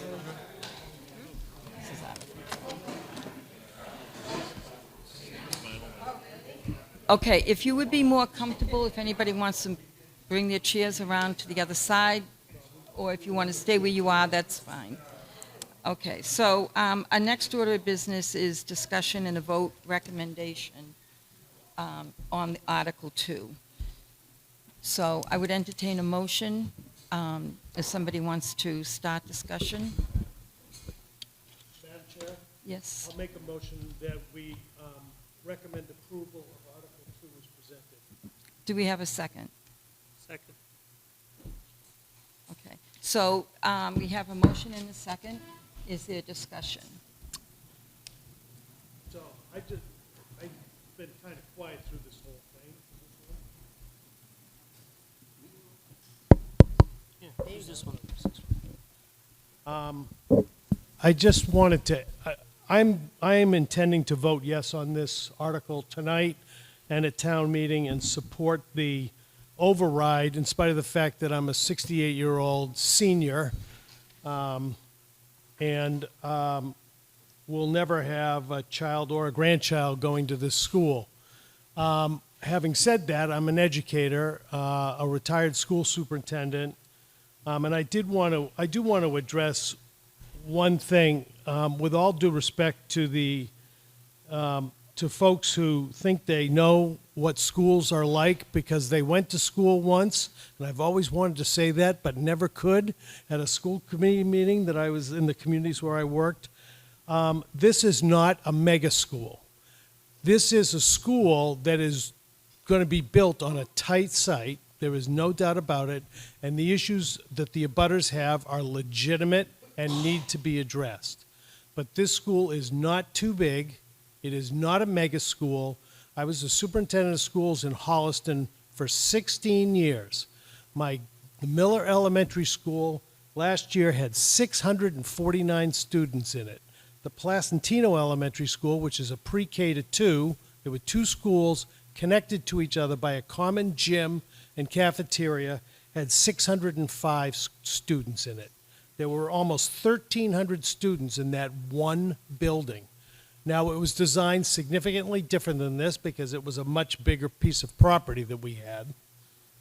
But I can tell you without a doubt that educators know how to segregate pre-K, who don't take the bus at all, kindergartners, and 5th graders. 5th graders have absolutely no interest in meeting and hanging out with kindergartners. It is not a problem, particularly in a school that's designed for that purpose. So calling it a mega school is, to me, defamatory to the project and not helpful at all. Having said that, no project is perfect. I wish the gym were smaller. It's not. is the gym size important enough to me to not do anything for the next 6 to 7 years? No. We have to balance these things against kicking the can down the road. I know that's an expression that people use over and over and over again, but we have to remember we have a long history of kicking the can down the road in this town. In the 1970s, when the town, and actually the early 1980s, when the town outgrew the town hall that was in the art center across the street from the Congregational Church, somebody came up with the brilliant idea to use the Glen Road School as a temporary town hall. And 40 years from then, we're still here. The town opened the senior center, the first senior center, a standalone building in the Bazell School at about the same time. That building took off. The programming took off, and that building immediately became too small. It took us 30 years to fix both those problems. In that same time, between 1970 and 2000, not one that I can remember, and I would defer to the experts in the rooms and the ones who have the better memory, Mr. and Ms. Allen, but I do not recall a municipal building project, school or town, between 1970, when the Shawshene Elementary School was completed, and the year 2000, for 30 years. This town didn't make any significant investment in its building infrastructure. And that decision is coming home to roost right now. And that's why people are frustrated, because we've got a senior center just got built, and we've got a town hall school administration building that's in the process of being completed. And oh yeah, we need a fire substation, which we've been talking about for 40 to 50 years. And that's another project that we kept kicking the can down the road. No one has come up with a viable alternative to the one being presented. It doesn't cause significant fixing this problem. And for that reason, in spite of the fact that my taxes are going to go up significantly, no, I'm not going to yell anymore. You sounded great. Yeah, thanks. In spite of the fact that my taxes are going to go up significantly, just like everybody else's in the room, and I'm going to be 90 by the time you make the last bond payment on this school, and I hope I am around to see that happen. But because I'm not going to make it to 98. My wife has promised me that. So for those reasons, I wanted to share that I am going to be supporting this project. I think it is well thought out. It is far from perfect, but imperfect is what you get when you use groups. Everybody has their own individual opinion, and every project that's created by a group falls short in one way or another. Thank you. Joe. Hoping to get something clarified, because I heard it many times tonight, but I'm just not entirely sure if it's fully true. So I keep hearing about losing the MSBA funding if there's no yes vote. I keep hearing about repair of the 3 schools costing about $100 million. And then comparing and contrasting that reality to the cost of this project should it go through. Is it true or false that repair of those 3 schools would have been eligible for MSBA grant funding? I believe that that was reviewed during the time that the MSBA came in. They looked at all the options. And I believe it was not satisfactory. I'm sorry, I cannot take public comment, but thank you. Mary Ann, you can address this. So we would never get to that number because we wouldn't have the actual repairs. So we had an estimated range. And when you have an estimated range, you have the MSBA grant money estimated range also. It's very hard to put any sort of number on any sort of reimbursement from the MSBA on repairs, because there is only certain things that they will deem a district eligible for. Roof, boilers, you know, I don't even know if they cover removal of asbestos anymore. But it's very limited in scope on what they would cover for repairs. But to your point, yes, that we could put in for roofing, boilers and such, but it is a limited scope of what they would reimburse for. So even with the limited scope, whatever that limited scope is, the price tag may be lower than $100 million for repair. Okay. But just to piggyback on that, we've heard some presentations, heard from Dennis Kelly, that the school can only be worked on in the summertime. There's an 8-week window, so they're limited in what they can do. If they wanted to do projects that, you know, repair may require, we might be looking at modular classrooms, and those cost millions of dollars for the number that we would need to keep students in school and do repair projects or renovation. There's a difference between repair and renovation as well. I mean, if we do repair, you know, we're fixing windows, boilers, and roofs, but are we fixing the underlying issues with the school education? Like, are we fixing special education classrooms, the lack that we have? Are we fixing the lack of space that we have? Those are going to be more renovation than repair. So I think that cost goes up significantly if you start including those things. I believe at least 5 of the 6, if not all 6, of the statement of interest that we did for MSBA back in May of 2020 said the schools are undersized for the number of kids they have. So they all would need an expansion in some way to house the number of students that we have. Thank you. Any other questions or comments? Okay. So I am disappointed in the decision not to use geothermal. That is something that I wish that this project had included.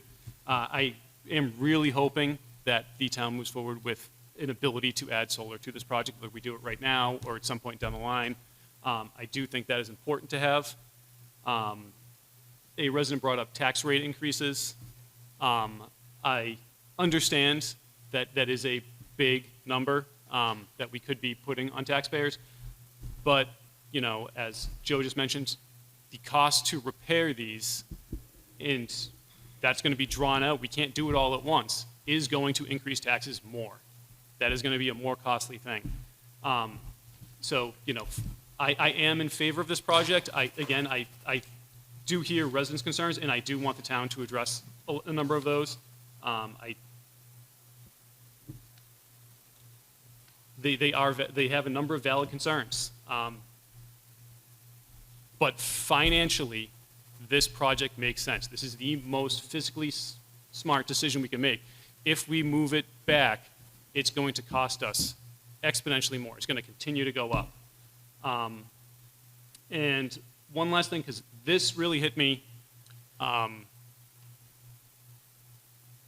So from a financial standpoint, yes, this school, I think this is the right decision. But from a resident, and especially with kids that are in the schools, the Woburn Street submission form to the MSBA for a statement of interest in May of 2020 has this written in it. And it says, special education programming is impacted by the space in the building. The Learning Center classroom houses 3 special education teachers, the speech language pathologist, and the English language learner teacher, sorry. At times, all 5 of these staff may be holding small groups or individual instructions, leading to distractions and lack of confidentiality. There is no separate space for testing individual students. Occupational therapy is held in a storage closet in the gymnasium, and physical therapy is delivered in a hallway of A-level. I read that and I was embarrassed and ashamed to be in a community where that is going on in schools. We need to do better.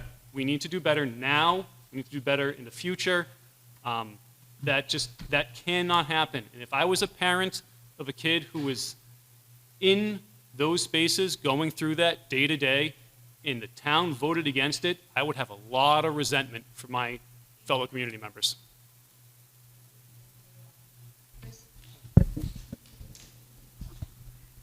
I'm looking for a fact-based, fiscally responsible reason to vote no. There have been a lot of opinions, and it's perfectly fine that people don't agree or disagree. As a member of the Finance Committee, I need someone to convince me with a fact-based, financially sound reason to vote no. And without that, I don't know how anyone can not support this project.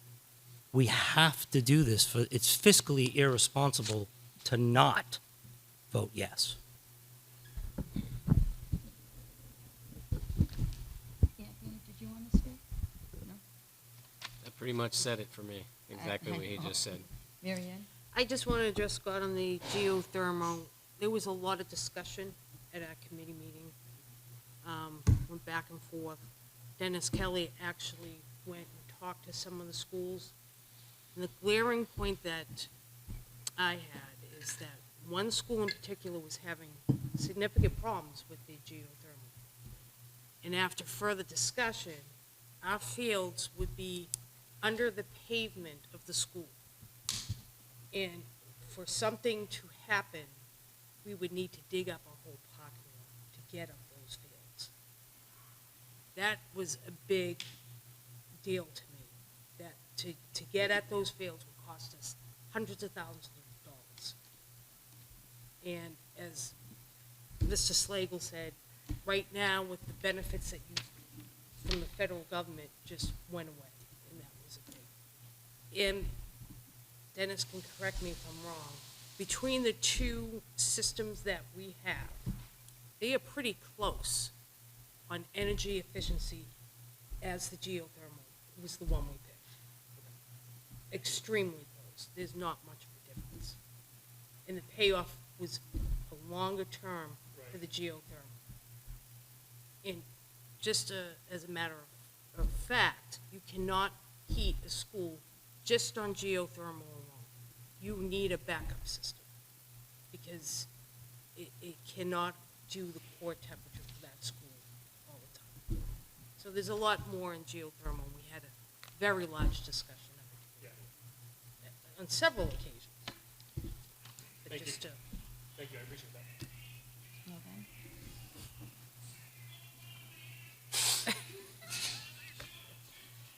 Oh, I hope that's good news, George. Doesn't sound good. Okay, so is there any other discussion? I'd like to just make a couple of very, very brief comments. I agree with so much that's already been said tonight, but one thing that I always come back to when I'm talking to somebody about this project is I say, first of all, they didn't design the school for me. They designed it using their talents and with the input of educators. I have no idea what a school should look like. It certainly looks a lot different than when my children went to school, which, by the way, we're all three of these schools. I feel that making repairs, I've never been a person that would recommend making repairs to a municipal building. It's not the same thing as a home. It's very much more complex. I feel you never really get the same result that you think you're going to get. And if you can build new within a reasonable difference from the cost, then I would always vote to go new. The Wildwood kids need a home. Their need is urgent. This situation cannot continue. The biggest thing for me is the $62 million is my tax money. It's your tax money.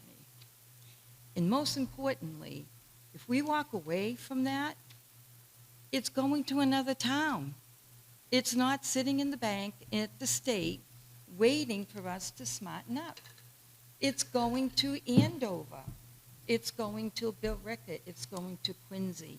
It's going to anywhere in this state except for Wilmington. They're taking my tax dollars and sending it to another town to build a school that we are in desperate need of. So I think it's clear I would be voting to support this. Now, if we've finished with comments, are we ready to take a vote? There's a motion on the table to recommend approval. The motion has been seconded. We've had discussion. All those in favor? And it is 1, 2, 3, 4, 5, 6 to 1.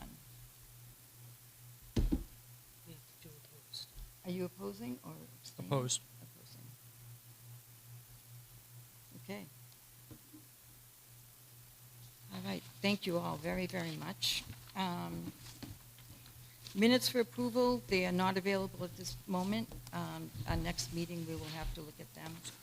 Important dates, special town meeting on November 13th, Wilmington High School in the gymnasium, beginning at 9 a.m. September 16th, special town election, polls open at 8 a.m. to 8 p.m. And I would take a motion to adjourn. So moved. Do I have a Second. second? Any discussion? All those in favor? It's unanimous. Thank you very much and good night.